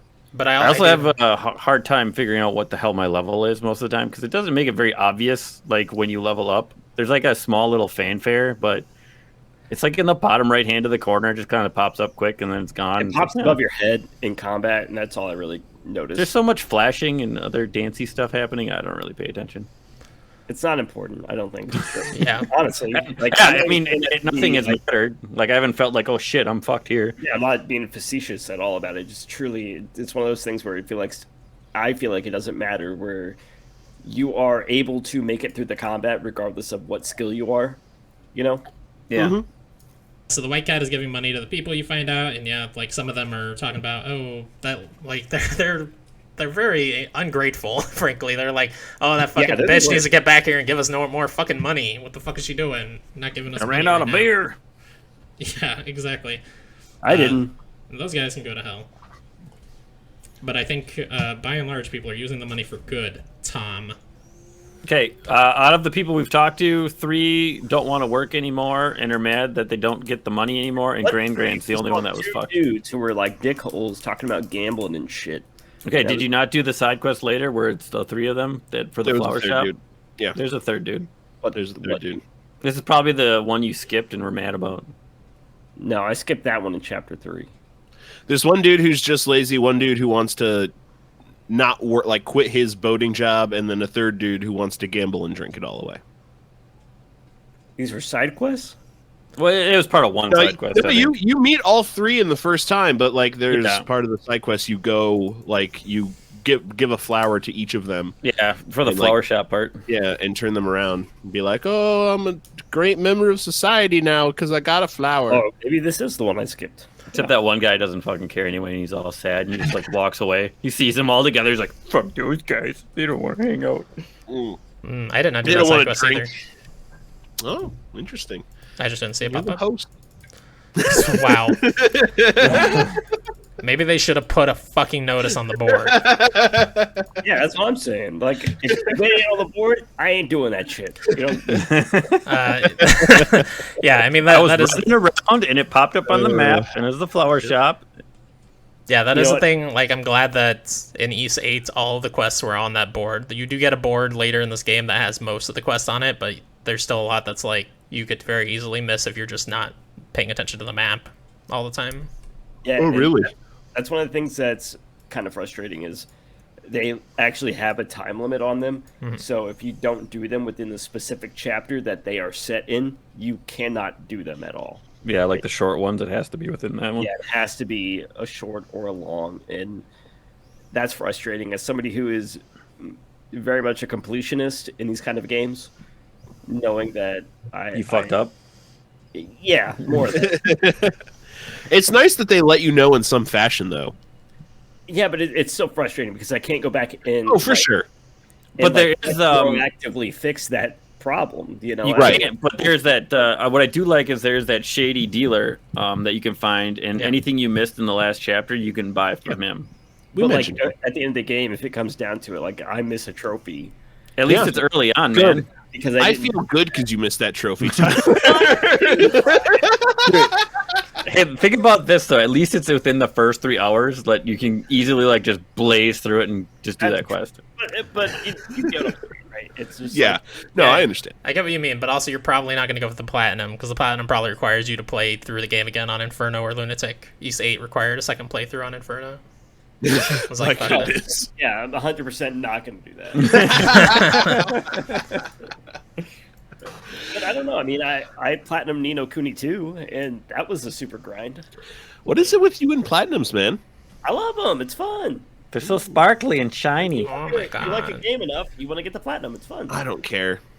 If I enjoy the game enough, I don't Yeah, really that's- care about getting the platinum, but And I want to keep playing it, but I already beat it. I'm going to go for the platinum because that gives me an incentive to keep playing it. okay. I mean, more power to you. I don't know. They don't click with me that hard. Yeah, for sure. If I'm close to one and I like the game, I'll get it. But otherwise, yeah. Yeah. So you see the white cat giving people money, and then you go back and report to Pendleton that the people giving, because they sent you to the shanty town because they seemed to be living better than they were. So everyone was like, oh, they're taking our fucking money. So you go back to Pendleton. Jobs. You go back to Pendleton. You tell Carla, hey, the white cat's giving them money. And then Your somebody, fucking sister. yeah, you don't tell them. You technically don't know that yet. It's a reveal. It's a big reveal coming up. You don't know. I fucking knew who that Yeah, was. The minute everybody they- fucking knew. like, okay, this looks exactly like her. Like, this has to be the white cat. Dude, They don't hide I it at all. didn't realize it until like. I'm with Chris. I didn't really realize until they revealed it, and I was like, "Oh shit!" Wait, you're with me. I know I knew I'm right sorry, away. Tyler. I was like, what? Guys, I don't know what names are anymore. Drink. So, yeah, so then you see somebody, well, you don't see anybody. It's like the doors open while you're talking to Carla, and you chase the white cat back to the slums, and you, like, kind of chase her around here, which is fun, because she's doing I the running failed up this. walls. Yeah, And- first time I did too. Oh, I 'cause failed didn't it the know first what time. fuck was going on? Yeah, I thought I had all the time in the world, so I repelled up, and then I failed. Stupid. I was like, I can't believe I fucking failed this. Yeah, I Don't we all failed for- once? yeah. Yeah, well, I don't care for these chasing ones because Yeah. there's one later where you gotta chase the thief, and I was like, oh, this is dumb. Honestly, those chase scenes in video games are up there with missions where you have to shepherd someone through the mission. If it was a chase scene that was a quick time event, then I'd be fine with it. But just running for no reason, So I'd be less okay with a quick time event. Yeah. really, I'm fine with pressing the buttons. the fact that I did the chase scene, but then there was like a chest right there, and it's like, oh, a shiny penny. Let me. Yeah, that's probably what I did. Fly real quick. I didn't mind the chase scenes. I actually like chase scenes in games in general. Yeah, So I agree. I don't like that at all. yeah, I would definitely not put them on the tier of the freaking defending somebody while they're walking. Or what is Yeah, it? that's up Escort. there for me. That shit's awful. I hate that. Ooh, escort mission. Thank you. Yeah, yeah. Those are on the same par for me. Wow. Yeah. So then you catch up to her and she falls and she turns back to her normal form. And surprise! Oh, it's the banker girl, Krisha. Oh my god! Yeah, surprise. It's not surprising. My phone keeps fucking up a name, and it keeps putting it in as Krisha or Keisha. Keisha. Oh, like the My singer. phone auto corrected it to K. Sean at one point. I have Keisha is an interesting character, like over and over. Yeah, I don't think I've typed Krisha that often. I mostly just type it as White Cat. I keep forgetting she has a normal person name. My hand wrote it pretty fine. So Fair. Fuck your hand, Tom. yeah, fuck your hand. Go fuck your hand right now. You don't have a camera. It doesn't matter. So Been doing it the whole time. Spelunkers only fan account. We're in the top one. yeah, no cam, only fan.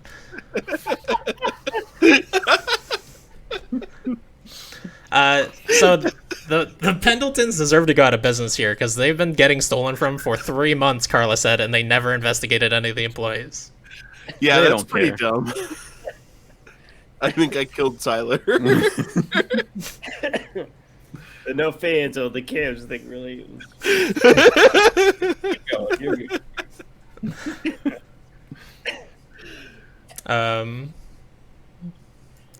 So you get the White Cat into your party now, because she's like, oh, I don't know if I should keep giving these people money. Oh, I'm thinking about my life. Oh, I'll come with you to the Cloaca Maxima. No, decisions have consequences. Oh, okay. What have I done with my life? Tyler died. Yeah, Tyler's dead. Don't worry about him, guys. He's just dead. Still having no fans on the game.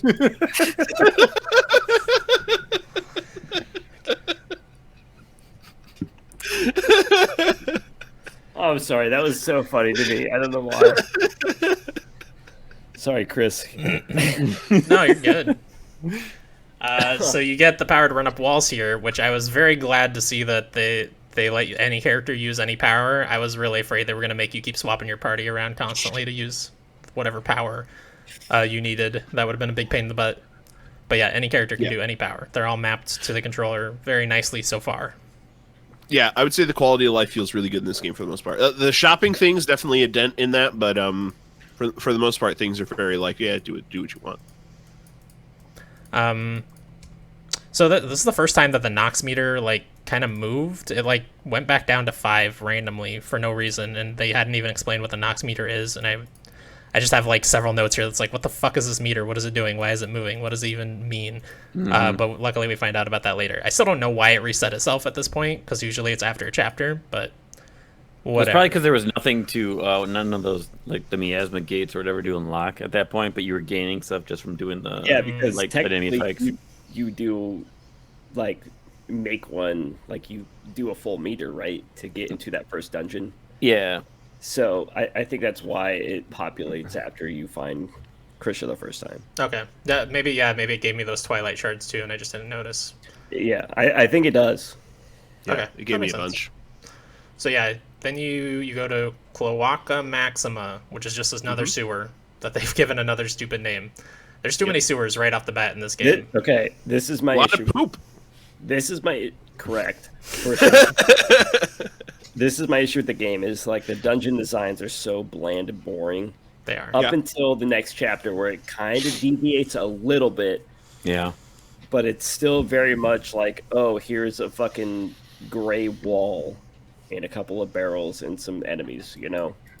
And Is a tree trunk and a piece of I'm ore. hoping it gets a little bit more interesting, because it's not super satisfying at that point. Yeah, I agree. This is the first dungeon where you're fighting with multiple party members, though, and I believe, Ryan, you wanted to talk a little bit about how the combat starts getting more interesting here. Yeah, even though it's not much at this point yet, but like getting a different character with different skills, like that is the first glimpse of like, okay, this is how combat becomes a little more complex. Because that was my biggest gripe, I would say, through the prologue in the first chapter of the game is the combat. Yeah, combat just feels really simple. It's really just hitting the same attack button or the same skill button if you have skill power. Where here they're starting to be like, okay, here's a second character. They do a different kind of damage and they have different skills. It's like, all right, okay, all right. Here's the depth. You know, it starts to expand more and more in the next chapter. Starts to expand when they show you the boost skills, R1 and L1 together. But up until this point, even with the parry and the dodge system, I was barely engaging with that. I was just like lock on, mash, mash, mash, mash, mash, mash, mash. So having the second damage type to have to pay attention to, having different skills on that character, made combat feel a little more complex for me. Yeah, I pretty much have the exact same note, where the second you get more party members, the combat becomes more fun. Yeah. Because you are able to switch between them, use their items, and actually figure out what enemy types have like a different stagger system. It became like a Fire Emblem game in that way of like, okay, what do I need to use their weakness against them? And I like that aspect of fighting. It was really interesting. Yeah, for me, it reminded me more of one of the Star Ocean games. Was the first one I played. I think it was PS3. But you have all the people in your party, and you can switch to them at will, and each one does a different thing. And it reminded me of that, so that you know how to use them correctly.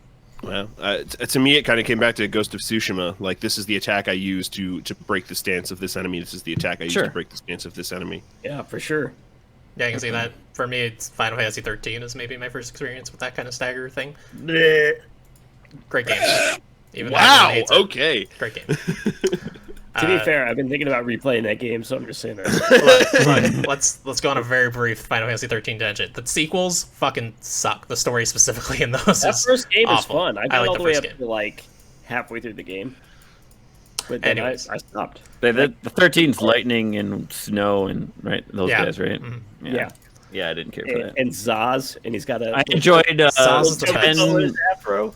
I enjoyed Yes. 10 when you're the frickin' chicks in the band more than I enjoyed that game. 10-2. Yeah. That's an okay game. 13's better. Anyways, 12 is underrated. 12 is amazing. 12 is the best Final Fantasy. No, 8 I know. is the best. 12 is so good. Anyways, 9 we're is starting the a worst. Final Fantasy podcast here in a few weeks. Look Fuck you, forward to Tom. that. 9 is a good game. 9 is my favorite Final Fantasy. And your favorite Ys. Wow, weird. Yes. Oh, wow. Just remember this. Chris said we can do whatever we want. He doesn't I care. did say that. Yeah, and you've been muted this whole time. But you're still talking. Actually, I'm the one that has to mute me though, because I'm the one recording the podcast. So you go through this dungeon again, another generic dungeon. Nothing really happens here, but you fight this boss. The first boss in this dungeon, Glamandi. This is the name. Is of that this the thing. name? Glamandi. What? Yes. Lamandy? Glemandy. Glamandi. I don't know why. I thought it was 2 L's this whole time. I was like, what the fuck is that? Glamal. I'm sorry, could you say it again? Yeah, say it again for us. One more time. Glamal. Okay. I think Tom's actually drowning in his beer at this point. I kind of like the look of this creature. It's like a weird, like chimera kind of amalgamation of creatures, but has like a face like a hollow from Bleach. Is this the way you fight like a weird jail cell thing with like the weird barbed wire around it? No, I think that's the last No, boss of chapter 3. That's chapter 3. The Okay, cage that falls. Yes. Yeah, it's coming up. Sorry. So I think it's from this boss maybe that you get your first sacramental, which is like tools that you get extra slots for. They're kind of like the traversal tools in the last game, where you get books throughout the game that are going to give you more slots for them, and they have passive effects. But this first one they give you is super lame. It just makes the idle heal work in dungeons, basically. How is that lame? I love that I shit. hate You it. just have to sacrifice a virgin to get I'm it to not work. taking all the damage in battle anyways. Yeah, I mean, I'm too good at this game to take damage, so it's like, doesn't matter. I'm gonna go with the I'm entering dungeons underleveled. Yeah, I don't know. I don't like the idea of idling to heal to begin with. Like, it's like, so you don't care. I mean, what it basically says is the game doesn't care if you have full health all the time. It's like, it's fine with it. Yeah. So it may as well just fully heal you after every fight then, rather than make you stand there and heal. Yeah, that's a fair point. I guess it works out as like in real life. It's like, okay, let me set the game down real quick. Go hit the bathroom, grab a drink. I come back with full Okay. health. But like, Sure. you bring up a good point of like, if the game's going to do that, why not just heal you after the fight immediately anyway? Yeah. So something new in this game as well is the extra gauge or the boost gauge, whatever you want to call it, depletes while you're not fighting. So you can't just like store it for a boss. That's what I would always do in the last game, kind of like a limit in Final Fantasy VII. Just keep it until you get to a boss. But if you're not fighting, it goes away. So you got to use it, which is good. I like that because I'm constantly using it now, which is super fun. So there's another boss in this dungeon at the end called, these names are great, Jurgia Haman. Is this the muscle fly? It might be. Muscle fly. Do you not remember the boss? That's It's like exactly it's what like I a fly head. And it's like a man's body Yes, with yes, muscles. yes. Like- I think it is because what I have written is anime asylum demon from Dark Souls. It's just like a big guy with a club. You hit his legs a lot, and then he bends over and you hit him in the face. That's the whole Correct. boss. Accurate statement of that fight. So you get out to Balduk prison because your whole goal in all the chapters so far has been get into Balduk prison and investigate, but then you just like leave without really learning anything every time. I don't understand. Oh yeah, you get to leave. Mm-hmm. Mm-hmm. Yeah. We'll get to that at the end. I have a theory about that. Oh, interesting. Yeah, there's Oh. stuff happening. Hmm. So while you're in the Balduk prison, like it wasn't as big a deal as I thought it was going to be when I wrote this note. But there's like this stealth section briefly where if you get caught, you get sent back to the beginning of this area, and it's really not very hard. And they haven't done it again yet, luckily. You can get caught. Yeah. It's hard to get caught. I jumped down to get caught to see if it would send you back to the beginning or if you would get into a fight. Sure, you jumped down. It's so not hard. I didn't label it as a stealth section.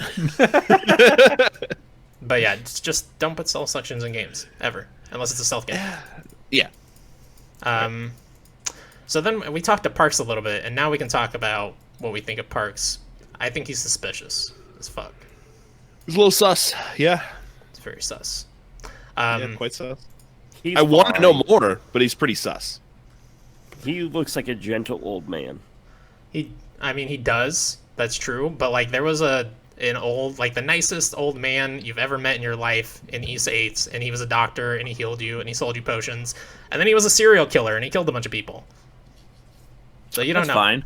You know nothing. What Oh, kind he's a of good man old still. man has their pulse on the city like Parks does? Yeah, he's No, suspicious. not on the city, on the prison. Not just the prison. Once you get him out, he's like he's He on knows top some shit of about that people. prison, though, that is very interesting. Yeah. Okay. Yeah, it's even sus. more so then. But- It's pretty But fucking we also sus. haven't really talked about the Romans. Dude, or- the prison guards admit that they don't know that much about the prison. How does Parks know that much? But the thing is, right, is like we haven't really talked about the Romans or like. Tyler's out here religious trying to group. change the subject. I'm not. I'm saying there's some shit going on with this city in general. For sure. Up for mystery, obviously. Yeah. And why is Parks so interested and have so much information in the first place? Because he's old. He's been there. Yeah, he's an old man. He's got Other a old round, people chubby don't know. face. The only other old people we've seen so far are Gran, and she needed medicine. Yeah, she had no fucking idea. Yeah, she All right, doesn't know. so She out of the needs two, medicine. Her eye medicine was running out, so she. out of the two old people we know, one is like obscenely interested in the prison, and the other's like, "Oh, my ankle." She's hot as fuck. All I'm saying is, Parks is pretty goddamn sus. Yeah, I think No I agree. way. We'll find out.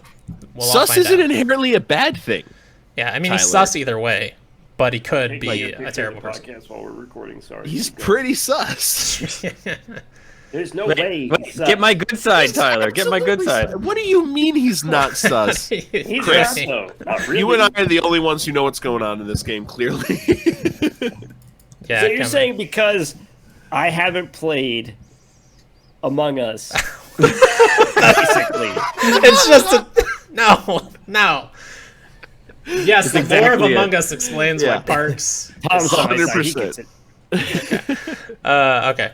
Yeah, and Tom Because- thought the transistor no, sword was a my stalker. argument is Sorry, because Chris. I haven't played You've Among not Us. I'm not disproven that yet. automatically suspicious of everybody that comes around me.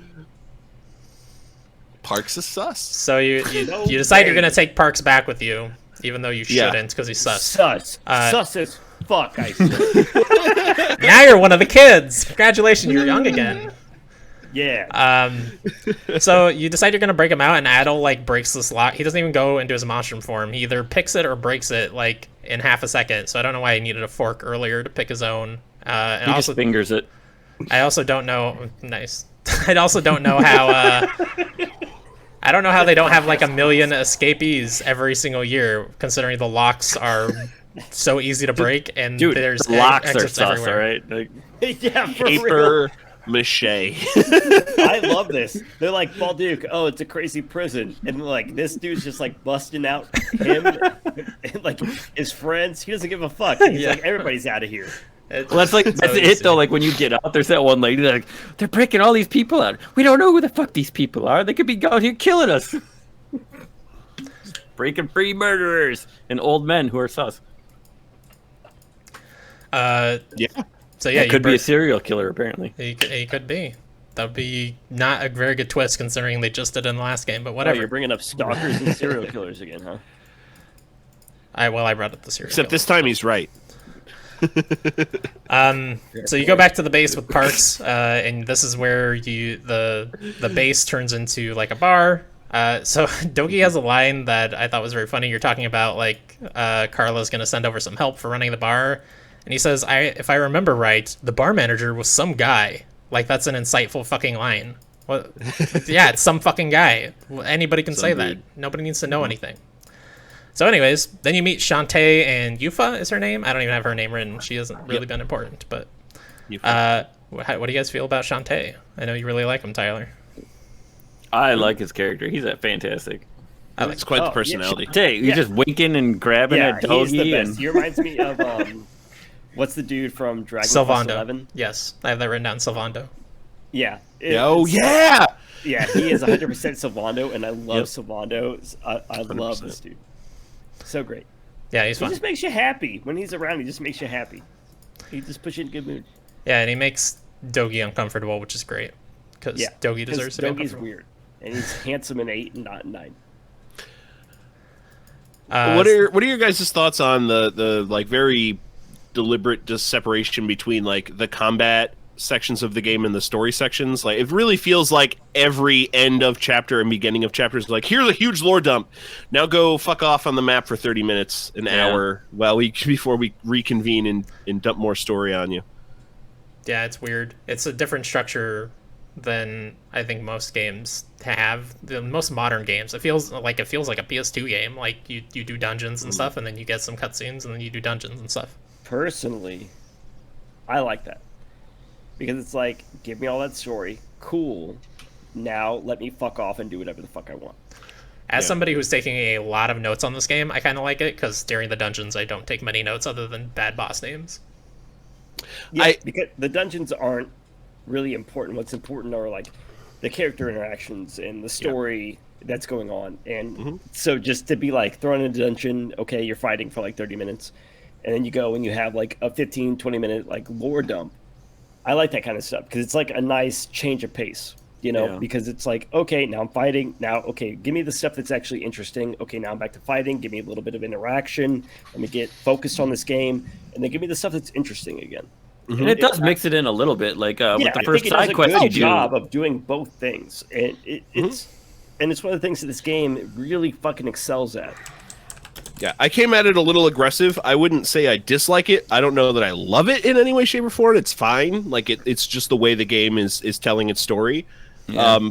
But at some points, I would say like usually around the 3/4 mark through whatever lore dump they're giving us, I'm like, all right, let me get back to it. I guess I find myself wishing that it was just mixed a little bit more than it is sometimes. See, If it was- Go ahead, Tom. Sorry. If it was done more like this next side quest that you do for getting Tito, like how it's actually like you're fighting and then there's still stuff going on in it, where it's not just that big separation. I think it would be done more like it'd be more interesting. But so far, I think that's the only one is that quest really that it's like as you're going along, there is action and story kind of together.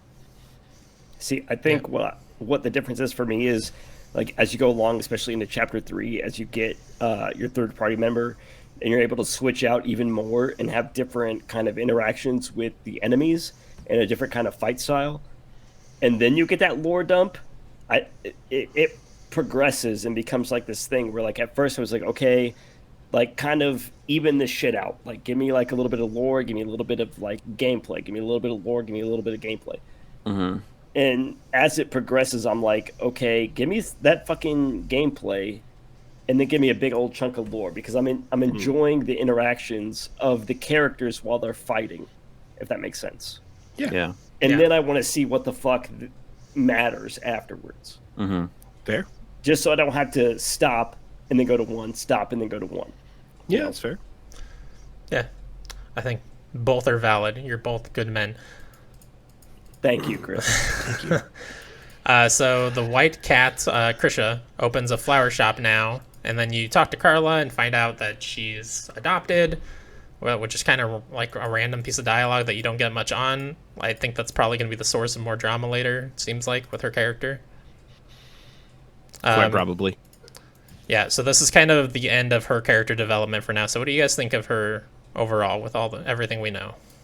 I like Krisha. I think she's a good first, like, extra protagonist to have on your side. You know, someone who is genuinely good at heart, even if they're not always, you know, perfect in method.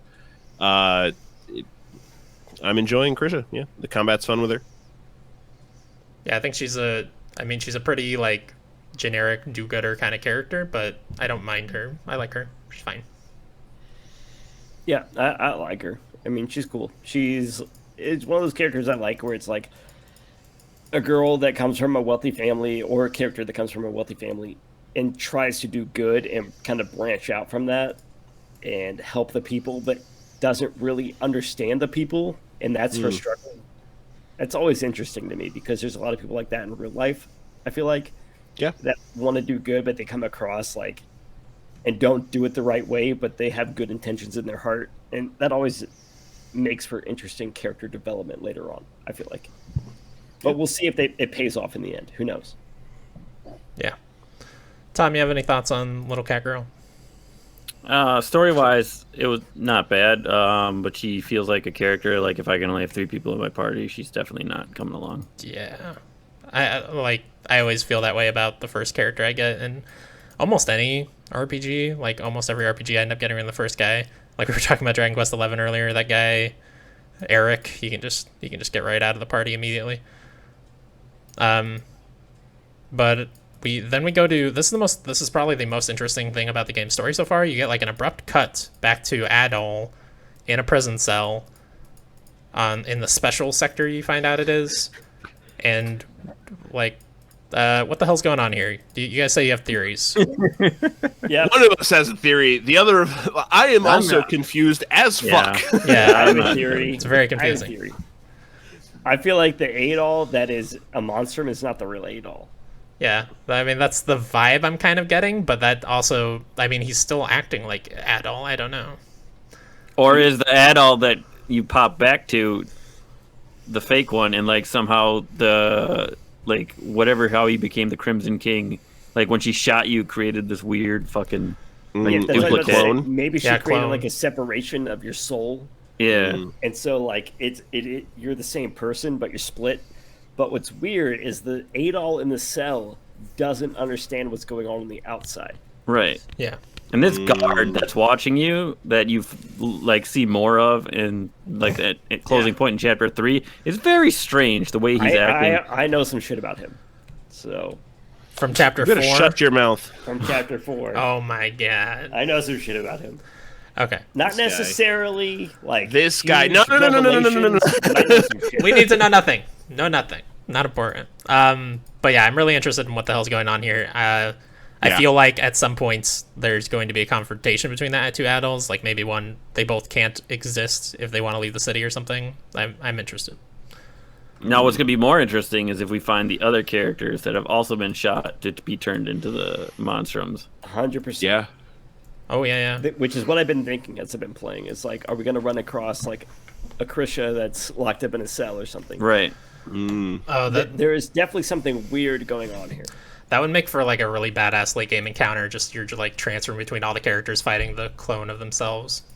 Yeah, that would be pretty cool. There is something super interesting going on with that, and I think, not trying to get ahead, I've only played an hour of chapter 4, and it was a side quest. You've beaten the game, we understand. No, I played an hour ahead in chapter 4, side quest, but they kind of go into this a little bit, and it still is confusing as fuck, but it's so interesting because it's like I have no idea where it's going. And that's what makes me excited for like this story, because at first I wasn't really interested in the story. I didn't really give a fuck. I was like, okay, the combat is fun, the movement is fun, but as it progresses, I think the story gets better and better and better, and I think it's where this game really shines. Yeah, 100%. I can get behind that 100%. The story and the characters in this game are really driving me to want to play more and find out more about what's going on in this world. I feel this game shines the most when I take the disc out and put it in the sun upside down. All right, Tom. Jesus I'm gonna go Christ. pee real quick. I'll be right back. Right, literally. I wish I was ready on the badumts for that.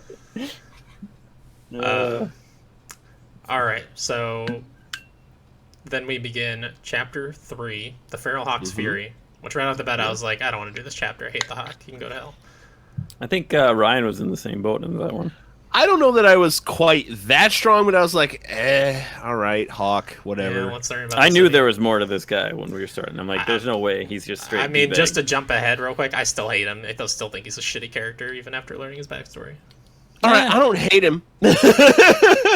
I've turned around on the Hawk a little bit. I don't foresee him becoming my favorite character by any measure, but like I have come from hate to like, okay, I understand that, you know, we all have our experience before, you know, whatever life is forced upon us. Okay, so the chapter starts off before we even meet up with Hawk or anything. We're like introduced to the inn a little bit more, the inn/bar. You get to go to all these like people who are running their facilities. Like what's his name? Dogi can upgrade your siege base. There's somebody, Parks it is, who rewards you for different map completions. Mm-hmm. Every 10%. Yeah, and you can also redo the sieges. Welcome back, Tyler. I gotta go pee. You also talk to Parks, and he says be on the lookout in the prison for anyone who might be innocent. Like, everybody in the prison's gonna say they're innocent, dude. Do you think they have fucking innocent written on their face? What if they did? Did you not That'd be get pretty close cool, to the prisoners? Because they do. Yeah, what if it says it on their mask? Does that count? I mean, yeah, I guess... You're jumping ahead, Tom. Literally a crybaby maiden. I guess she seems kind of innocent, sure. But, I mean, we talked about it. These people can be serial killers. You don't know. It's true. It's very true. Like, what do you guys feel about, like, I think they could do really cool things with this whole bar in, like, scenario, but I don't know that they're actually going to do it. I really feel it's just going to be, this is what it is, and there's a board here that you can do stuff. What do you want them I feel to like do? they could have made it a more, like, something else. Like, I feel there's, like, a really cool, like, kind of mini game that could be built into that. Oh, like almost a Yakuza style thing? Maybe. But, like, just growing the bar and getting, like, I don't know. I feel like there could be something there. I'm more than happy if it just like gets more and more vendors as we play along, and that's it. Yeah, East 8 has a lot more of what you're talking about, Tom, where you're actually expanding your town and you're like upgrading facilities with your materials and stuff like that. But it doesn't seem like this game has as much of that, because we already have a lot of the stuff in the base at this point that you unlock with materials in East 8. Yeah, I'm just saying there could be a potential there that they could have done something. Yeah. Regardless if Ryan hates it or not. Hating it and like not needing it are two very different things, Tom. So Putting the words in my mouth.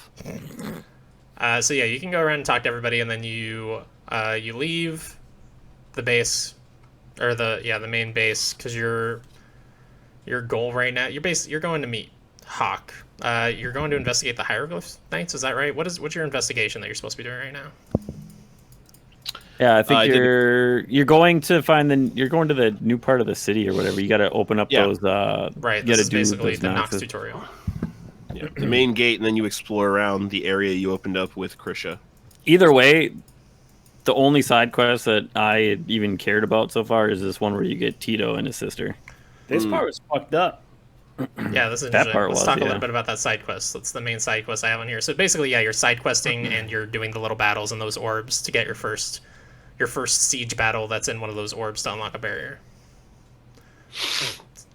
Who wants to talk about blacksmith babies? I don't even know how to start. It's pretty sad. I mean, like the whole man. reason that Grimwald is that the Grimwald Nox at this point is opened is because like their dead father wants to reconnect with their kids with his kids before he fully Before he moves on to passes the over next to life. meet their Yeah. mother, who is also dead, making these kids Yeah. fucking orphans. Yeah, it's pretty. So, as the only ones with kids on this podcast, Hey, man, listen, all right? They get to come live in a bar with some bunch of cool people, so... Listen, any story that has like kids being orphans fucking sucks, and is like super sad. Did not see that coming. When they were like, "Oh, the dad's actually dead," I was like, "What the hell?" Yeah. I was not expecting. And that's just a side quest, you know. Yeah, but this game so far is built on orphans. Like this is the 3 orphans we got so far, coming up on 4. That's true. Also, Adal's probably exactly. an orphan. Who's the Probably third? doesn't have parents. What? Adal's in- You got Cat Lady, you got Hawk, and then you got the 2 little kitty kids. Yeah, I forgot Oh, she yeah. was adopted. I guess. I guess I don't know if Adal's an orphan. I just assume all JRPG protagonists from the 80s are orphans. Yeah, Would they that tend to nice? be. I don't know. It just I was surprised when I found out that the dad was a ghost the whole time. You know, Yeah. I didn't see that coming. I thought it was interesting. For a side quest, I thought it But was. hey, man, he gives him the hammer so that he can be the best Yeah, blacksmith and then he he can like be. hands down, you know, to his son, and then his son and daughter come back to the dandelion and become like a part of the crew.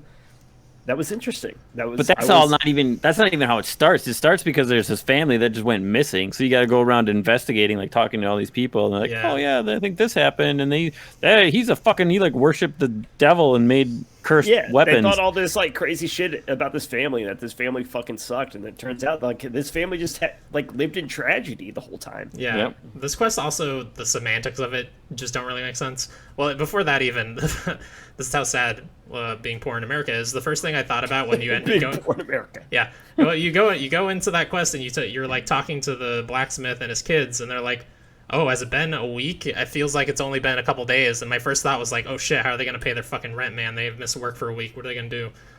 Because that's my fucking life. If I missed a week, I'd be like, "Oh my god, I'm dead." But then you find out the dad has been dead for 2 years, and like that guy was looking for the kids because they are not the type specifically says to just skip town and not pay rent. So have those kids been living in that apartment paying rent for 2 years? What's going on there? What is this city? It's a good question. Also, just to flashback quick, Adol is not an orphan. He had just a peasant family. Oh, well, may as well be an orphan, you know what I'm saying? As an He's from orphan. a nameless town, if that helps you out at all. But he did have parents, so and they did not die. He just hasn't talked to them when he in was probably young. like 20 years now. Well, he was a silent protagonist for the first fucking like 6 games. He was Still a silent is. protagonist He until he was 18 years old and he left didn't home. say anything. Okay, so yeah, and then that's really the only major like important side quest. There's another one in the agricultural district that gives you a lot of Nox points that I did anyway, but I don't even remember. Some guy was sick or something. Yep. And you had to give him some medicine in a well. He had to go down a well. Oh yeah, they were just drinking out of like a monster well, and you kill Yeah, all it was those just a monsters. well And that was just infested with like monster juices and shit. yeah, Making this guy sick. you kill those monsters, and Adol like he's just like a professional on water. He's like, oh, this looks healthy now. Let's go tell them everything's fine. Yeah, what the fuck was that? It's like, oh, I Looks killed good. the monster. The water's good. First Yeah. of all, there wasn't any water in the fucking well to begin with. Yeah, there was. You're treading water a little. No. Also, who wants to not- drink it after you've been running around killing monsters in Yeah. it? Like, how is Those that going to make nasty it taste better? peasants. That's who.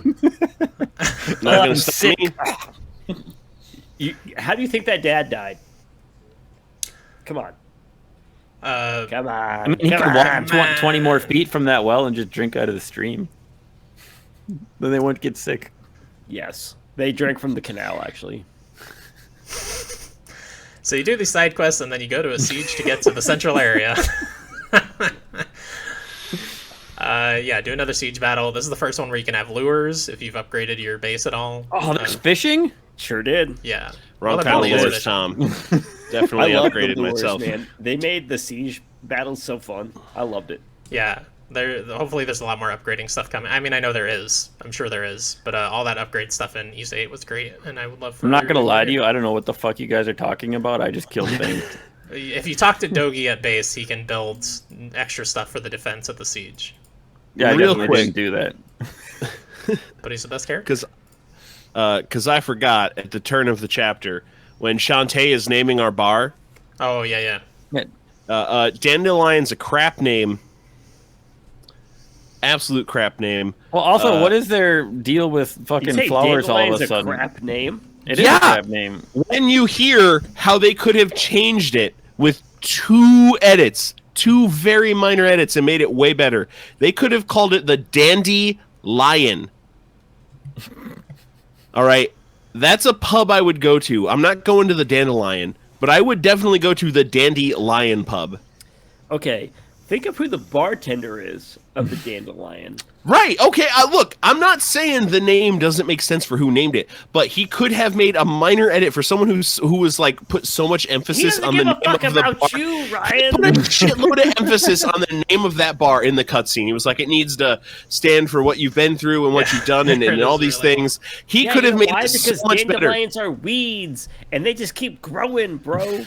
But It that's doesn't not a matter good what name for a the bar. Romans He do. could- It doesn't matter what the. It's not a good name for a bar. They're gonna keep It's a going. shit name for a bar, Tyler. He could You're have a named shit it. name for a bar. Yeah, Ryan is a shit name for a bar. We're not going to name any bars Ryan, all right? We're going to name them Dandy Lion. It's way better. It emphasizes the same point, but it's a better pub name.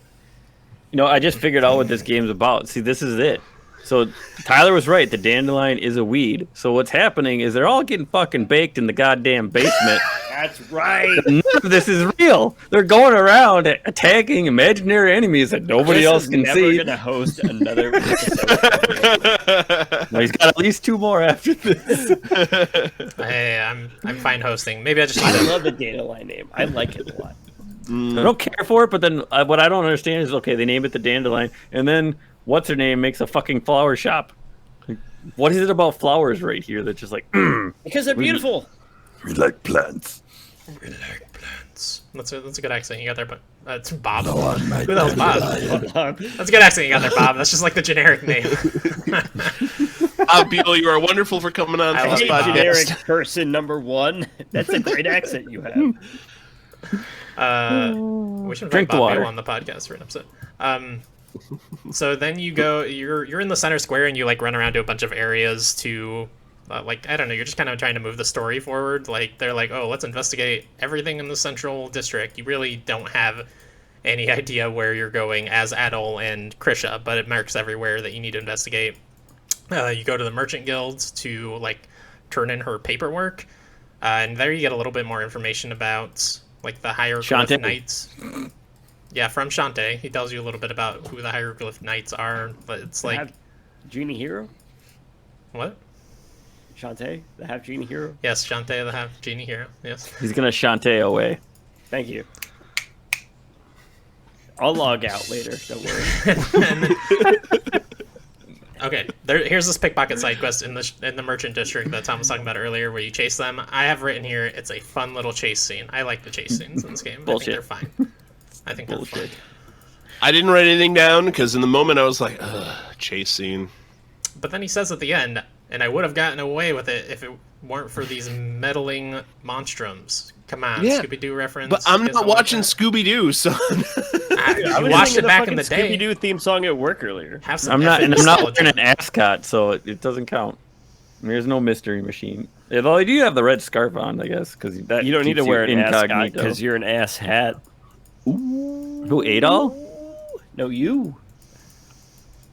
I don't know who Tom. you're pointing at. I don't see anybody. This. But it seems like the pickpocket is like, it seems like he knows something about like the war or something that's going on, because he says like, oh, the peace can't last forever.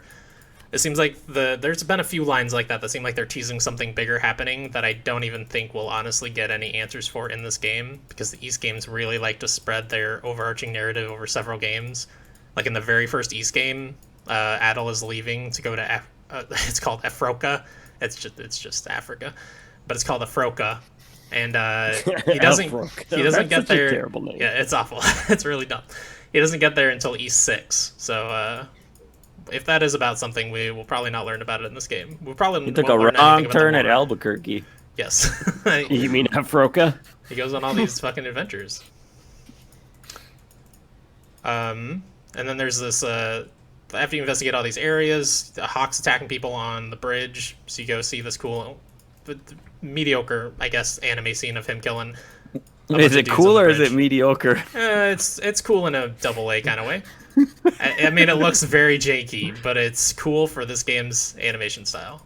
He just wipes out a bunch of dudes on the bridge, which is fun. Yeah, like I have specifically written here that the game shows its budget a little there. Oh, 100%. Yeah. And then he tells you about another entrance he found to the prison. to the underground that leads to the prison, because these are all over the fucking city apparently, and apparently they're not that hard to find out about. Again, everybody should have escaped from this prison very easily. And this area is called the Dry Moat Ruins, this dungeon you run to. This is where you get the tutorial about ailments. Ailments haven't really been a big deal, except for confused. I fucking hate when a game changes what direction does what. It's the worst in every game ever. I don't think I've had an ailment yet. I got hit with it once, and I didn't even know what was happening because I wasn't really paying attention. I'm just like, why the fuck am I running into a wall? And then by the time I realized it, it was off, and I was fine. Yeah, the one time I've gotten it didn't last long. I immediately know to go the opposite direction. Yeah, because you left it on it inverted, so it's normal for you as soon as you get confused. You goofy bastard. Yeah. You get Hawk to join your party, so you can fly now. Flying is unsurprisingly very fun. You can glide. Glide. You It can't fly. fucking rules. I love Whatever. gliding. It's the Give me closest those thing to fucking flying you'll ever bird get. wings.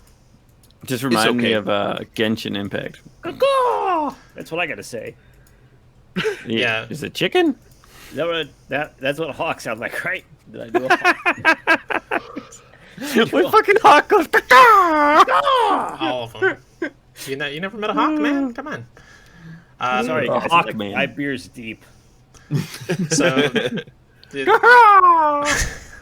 this is where. So this is the first time you control Hawk as well, and all of Hawk's skills are really expensive. This is the first time that I was kind of like, all the skills in this game are kind of expensive, whereas in other East games, they tend to trend towards like 10 to 30, with some expensive ones at 50. It seems like almost every skill in this game costs like 50 SP. It's like half your SP gauge.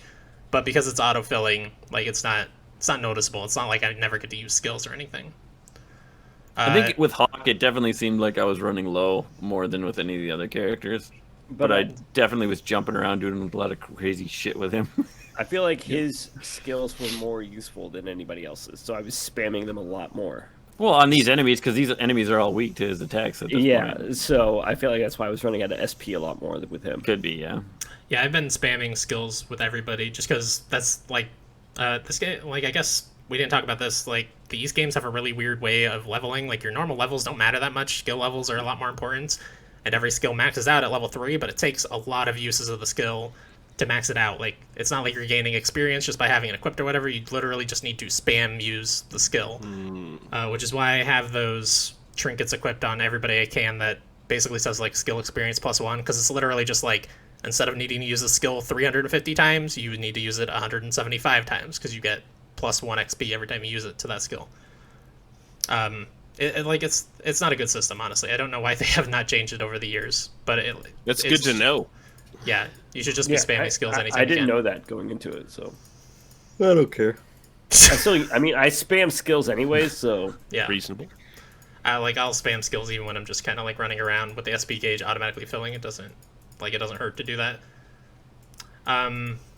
There's 2 bosses in this dungeon. The first one's Rene Vagulian. This is probably the one you were talking about, because he's like a muscular bug. Yeah, weird bug with muscles. Yeah. And he keeps turning into bats, which they barely do any damage to you, but it's just really annoying because you can't fight him for a little while. Yep. Yeah, he's maybe the worst boss so far. He's just boring. It takes a really long time because of that attack. And then the second boss is Malefius, which The eyeball? That's the eyeball crotch monster. that's the one that is in the cage. fenced-in area, right? Yeah. Yeah, and it Yeah, drops that's the what cage. I was talking about earlier. This boss fight's fun. I like this boss fight. Yeah. Yeah, But we didn't even talk decent. about all the jumping you had to do before this.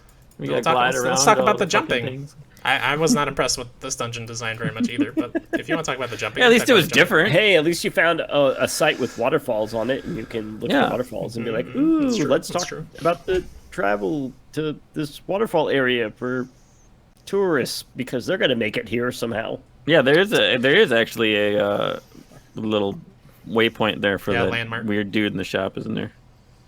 Yeah, that made It's no fine. fucking sense. They're like, "Oh, let's look at these waterfalls. This is a special interest area for the city. Who the fuck is gonna make it there? We had to glide there. It's a canal. It's We'll called build a glided bridge. there. Build a bridge. canal, man. It's fine.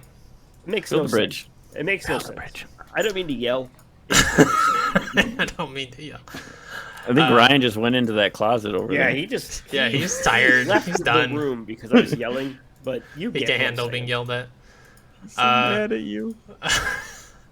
So yeah, Malefius is a decent boss fight, and then you come out, and surprise, you're actually in the Hieroglyph Knight HQ, which was Hawk's plan all along, because he wants to fight Shitlord. Shitlord. Yeah, Shitlord. Shit Lord himself. Since Ryan's not here, I'm gonna say it because I was watching him do this part. He's like, "This is gonna be anime as fuck right here." And he's like, "It's either gonna go super cool or it's gonna be one hit." And it was one hit. Yeah, Not cool. it was not that. No, I also like how his claymore just disappears. Like when Shitlord puts it on his back, it just fucking boop, gone. It's like, come on, man. Oh yeah, weapons just like magically disappear. Before that, you can rescue a girl named Silhouette. This is the girl you guys were talking about earlier, who wears a weird mask because she can see the demons, and it makes her not see the demons when she wears the mask. You guys all rescue her. Apparently, this is like on forums. Some people missed it, and it's a very short turnaround quest. And if you skip it here, you can't get her in your base, which I don't even know what she does, but. And it's super easy got because it's her. literally right there. Yeah. Like you You go want me up to there, tell it's her like, what oh, there's a door locked, and then you go to the next room, it's like, oh, we're probably gonna find the key for Do this. you want here. me to tell you what she does? No, No, you find out in chapter 4, man. That's fucking I spoilers. already know. She's a Okay. hooker. Oh. She cleans What'd you things. say? She cleans things. She's a maid's outfit. She's a dirty, dirty maid. No, that's not what she does. You're a jerk. Hey, we don't know what she does, all right? Because I do. well, that's because you cheated. You also get a lot more dialogue with Shitlord here, where he talks about fucking points and shit again. He's like, "Oh, I'm impressed." What is this? 90 Is this some points. weird kind of football game that's It's so happening that we annoying. don't like? He's 12-inch the worst balls character. I being hate played. him. Yes. He thinks You it's get cool, 30 points and for the being people a douche. the people who wrote him think it's cool, but it's not cool. It's bad. Yeah. You're 90 points because you're blonde. So yeah, Hawk gets his ass beat, and then he like gets back up and goes Super Saiyan, and then gets his ass beat again, and then he gets up while unconscious and just falls over again. Yeah, I didn't understand that part. It Like, was why are weird. you kipping up if you're fucking sleepy? It's so stupid. I liked it. I like Hawk. I don't mind him. I just don't understand that point when he's Yeah, that seems unconscious but kips back up into the air and it's like, yep, I'm ready to Guys, go, he's, but I'm he's sleeping. so fucking raring to go. He's ready to prove himself that he doesn't care if he's unconscious or not. His body's just like, let's fucking do it, bro. He's just beating bitches up in his sleep because he's fucking like, I'm so jacked. Yeah, That's if- right. Going He's down the high hall. as fuck on crystal meth. He don't care. That's what happens when you live at the inn. You know, it feels in like the basement. Dandelion. Jesus. It feels like something I've seen in like a Naruto or something before, except in a Naruto he would get up and then he would keep fighting. Instead he gets up here and then just immediately passes back out on his face. It's like, what was the He's point? like- No, this is 100% happened in anime before. Yeah. He's like, Dogi, pass me that fucking rock. Anyways, you find out that Hawk / Credo was actually a Hieroglyph Knight, and then you get transported back to HQ, and then you go to the church to get a little bit Was of that not backstory. shocking? Quite shocking, yes. Yes. yes. Sure. What the fuck? I don't know. I like how you're just like, oh, he was a hieroglyph knight. I don't know. I don't give a shit. I thought that was super interesting. Yeah. Yeah, I mean, I like this end for when they start talking about who Credo Hawk is. yeah, So, it's like- interesting in that he wants to sneak through underground into a prison to fight him when he's just his boss, and he could go see him and then fight him. I don't understand why he's Yeah, going but through all then you this find shit. out about his backstory, and he becomes like such an interesting character. Like he's so fucking weird and interesting, and the way that he acts actually has like a reason behind it. And I feel like that makes him so much more endearing, and you can actually Nah. get behind his motives. Yeah. I think so he's much still a more. toxic piece of crap. Because Just because shitlord your fucked him over. childhood, Hey, not when you find out what just happens. because your to his childhood sucked doesn't backstory. mean you get to be a toxic piece of crap your whole life. Ah, Get Experience away with it. matters, man. yeah. Like, he still needs to change his ways, but it's more understandable to know where he's coming from. Like, Yeah, for sure, 100%. Understanding where he's coming from, sure, but that doesn't make him a likable character. I still hate his guts. It's fine. I went from you to Tyler though, but over the course of this chapter. I like Hawk. I think he's so interesting, and like I want to see, because he has that opportunity for redemption, Yeah. and that redemption story is so interesting and fascinating to me. The fact that he has so much guilt on his shoulders and he has so much hatred and so much power at the same time. Yeah, sure. Motherfucker's a berserker. Yeah, he could become an incredibly interesting character. Yeah, and I could end up liking him by the end of the game when he has that redemption arc. But right now, he's just still a shithead. For anybody who's listening, yeah, he's working for Shitlord, so it matches. For anybody who's listening to this and who hasn't played the game, his backstory is basically he was at an orphanage and he excelled at everything, so he didn't feel like his life had purpose because he wasn't like the church basically taught that the purpose of life is self-fulfillment and like improvements, and he didn't get any of that because he was already perfect at everything. But he developed a relationship with his sister who listened to him, always listened to him, but didn't like give him all the answers, which he liked. And he painted this pretty picture of her and stuff. But then he pissed off some lord and got in a fight with him.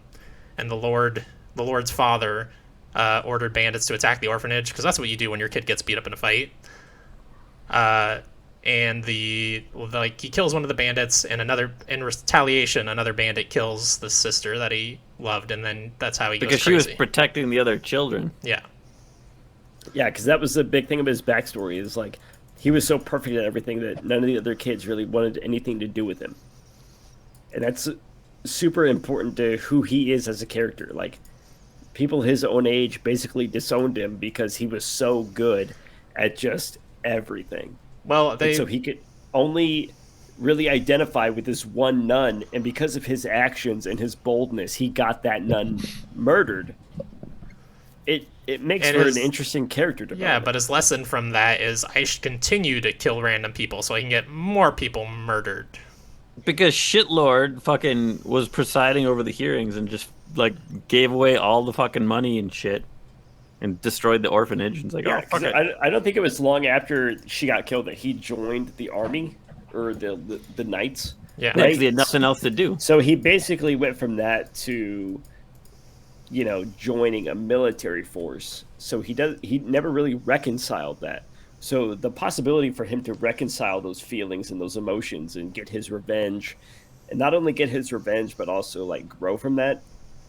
It creates so many opportunities for where this story can go that I think are really interesting, and I want to see where that goes. And that's why I think so far his character is the most interesting that has been presented. Oh, definitely the most interesting, because Krisha's just like a rich, like we were talking about earlier. She's a rich girl who wants to do right by the world, and Adol's just like a blank man, a video game protagonist without a voice. That's exactly what he is. I don't know. His story is interesting, and I'm excited to see where it goes. But I also, like, as of right now, he's still, like, an asshole, and I don't like that. An asshole, like, even if he has reason to be an asshole, it's still, like, he's still choosing to be that asshole. Have you ever watched My Hero Academia? No. By chance? Okay, so the only reason I feel like I can relate to this is because of My Hero Academia. There's a character named Bakugo. And Bakugo is such a similar character type to him, He's the one with the grenade hands, right? Yeah, correct. That's Lorelai's favorite. Yeah, they are so similar, and they are so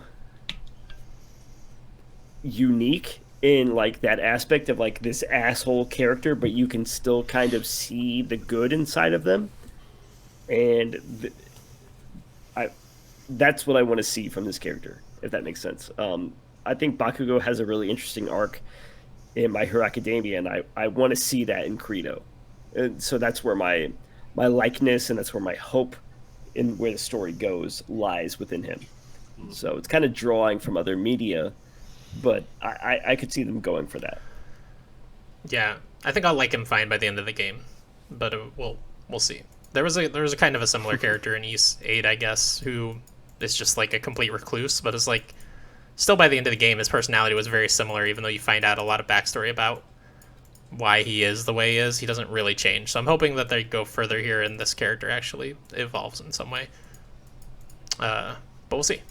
So now we go back to real Adol, who knows what's going on here still. And you get to run down a hallway because the guards leave you unattended, and you pick the lock with the wire, which is very realistic, as we discussed earlier. You can definitely do that. It was a very thick wire. You don't know It's a what their huge, wires are huge like wire. back The wire then. was thick as hell. Then it becomes a problem of it's not going to fit in the lock. That's what she said. That's right. Edit that out. No. Don't you patch that. So you run down this hallway and you meet the guard. I don't know if it's the same guard or a different guard. I assume it's the same the guard same that's currently Same watching guard. you. Yeah, it's the Yeah, same the guard. same guard. And he like says he's gonna let you go, but then he's like, "Oh, it was actually a trap. But since you were so cool and stood here and you're so interesting, I'm actually gonna let you go." And then he walks away. I don't know what the fuck's going on with this guy. He's a weirdo. It's on drugs. Tyler I can't know. talk because he knows more things. I know. Just get him off this podcast. I'll mute my mic. And then you hear a conversation between Ingrid.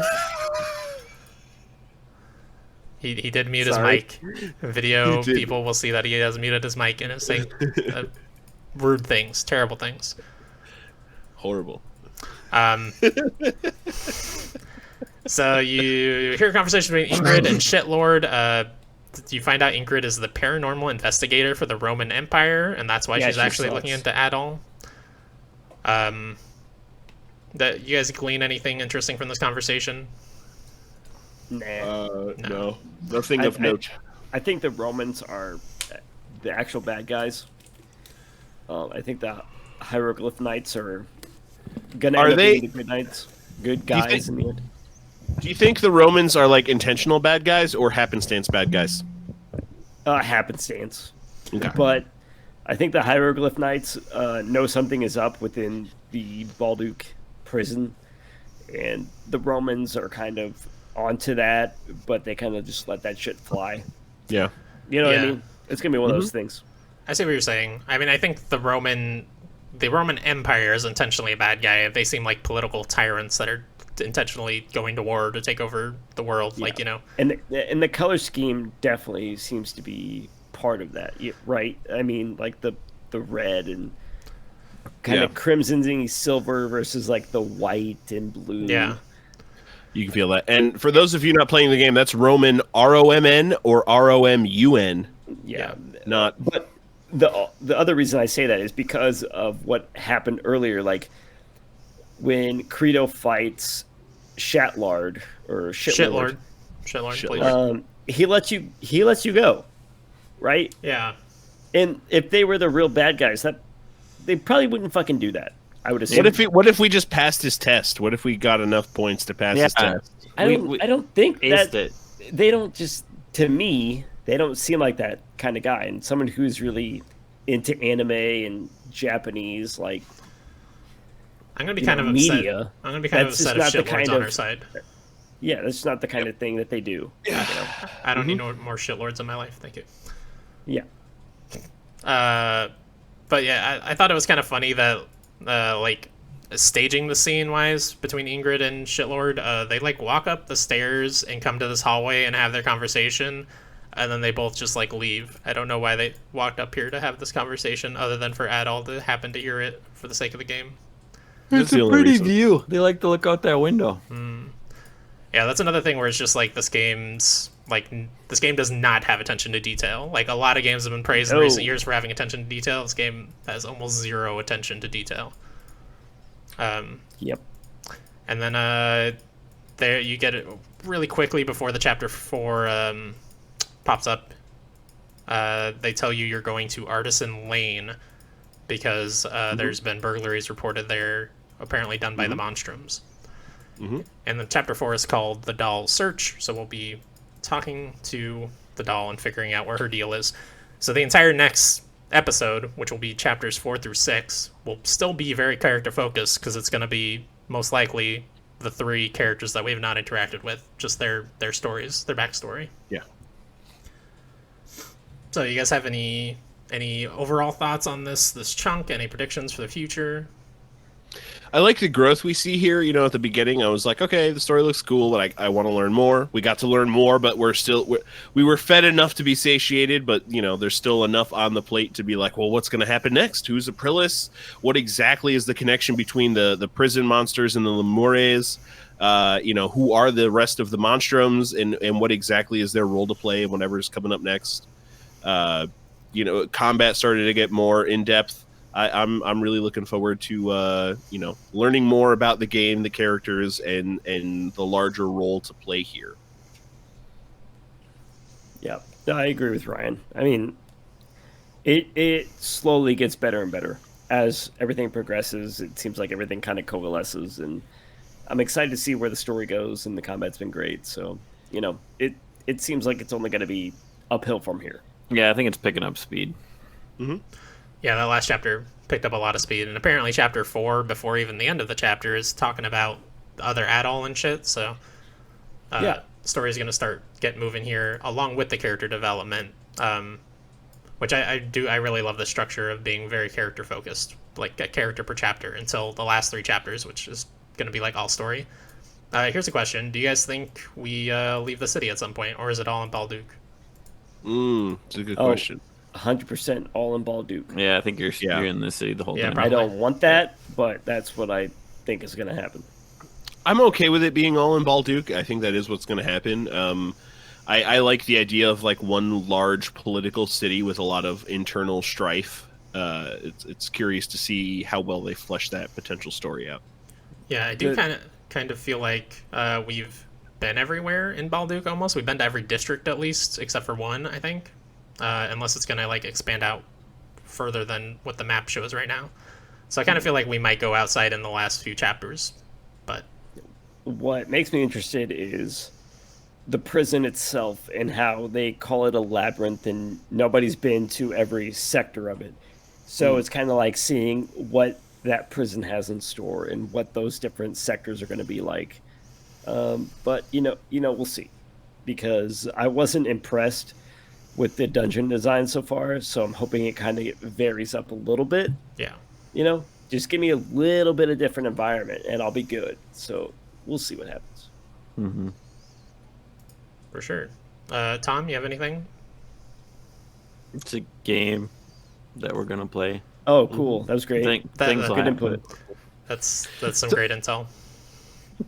Exclusive. Tom, you didn't really comment on Rob's question. What's drawing you to play this over other things on your plate right now? I don't have any other games to play, and this is our game club game.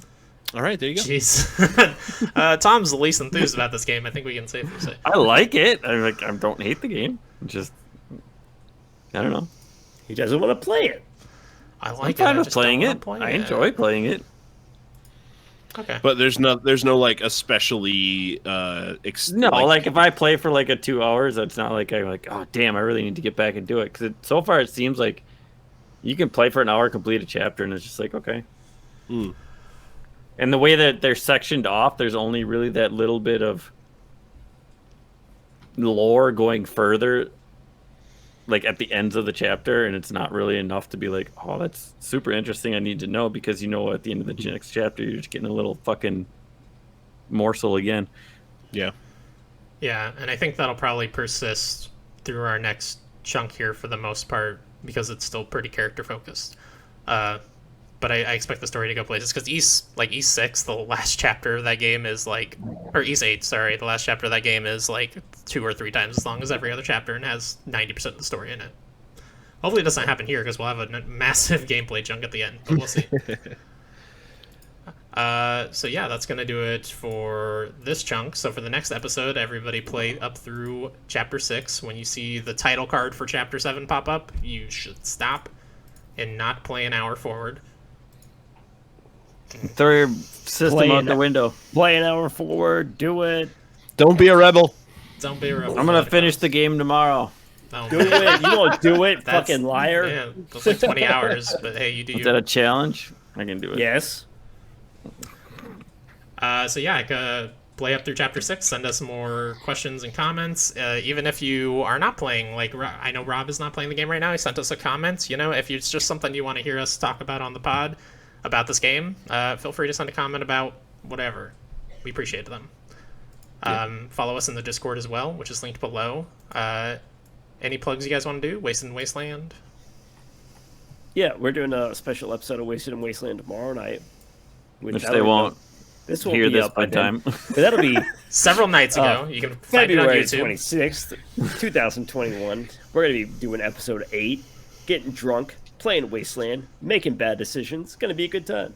Well, lot a of lot bad like decisions. what happened in this podcast. So Yep.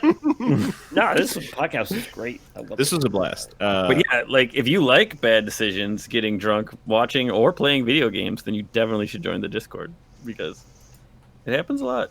Yeah. Yeah, my shout out's going to be for the Discord. You know, we've been doing a lot of just hanging out streams. I was streaming some of East 9 before the recording this week, or some SnowRunner. Tom's been streaming some different drawing sessions he's been doing. He drew me. Hanging out. I was listening and sharing music with a community member one night. We were in a YouTube party just sharing albums back and forth. So, yeah, come on over. We just, been hanging out a lot. Sweet. All right, that's gonna do it for us this time. Join us next week. Thanks, everybody. Bye. You can't see me, but I'm waving. No, you're not. You're a liar.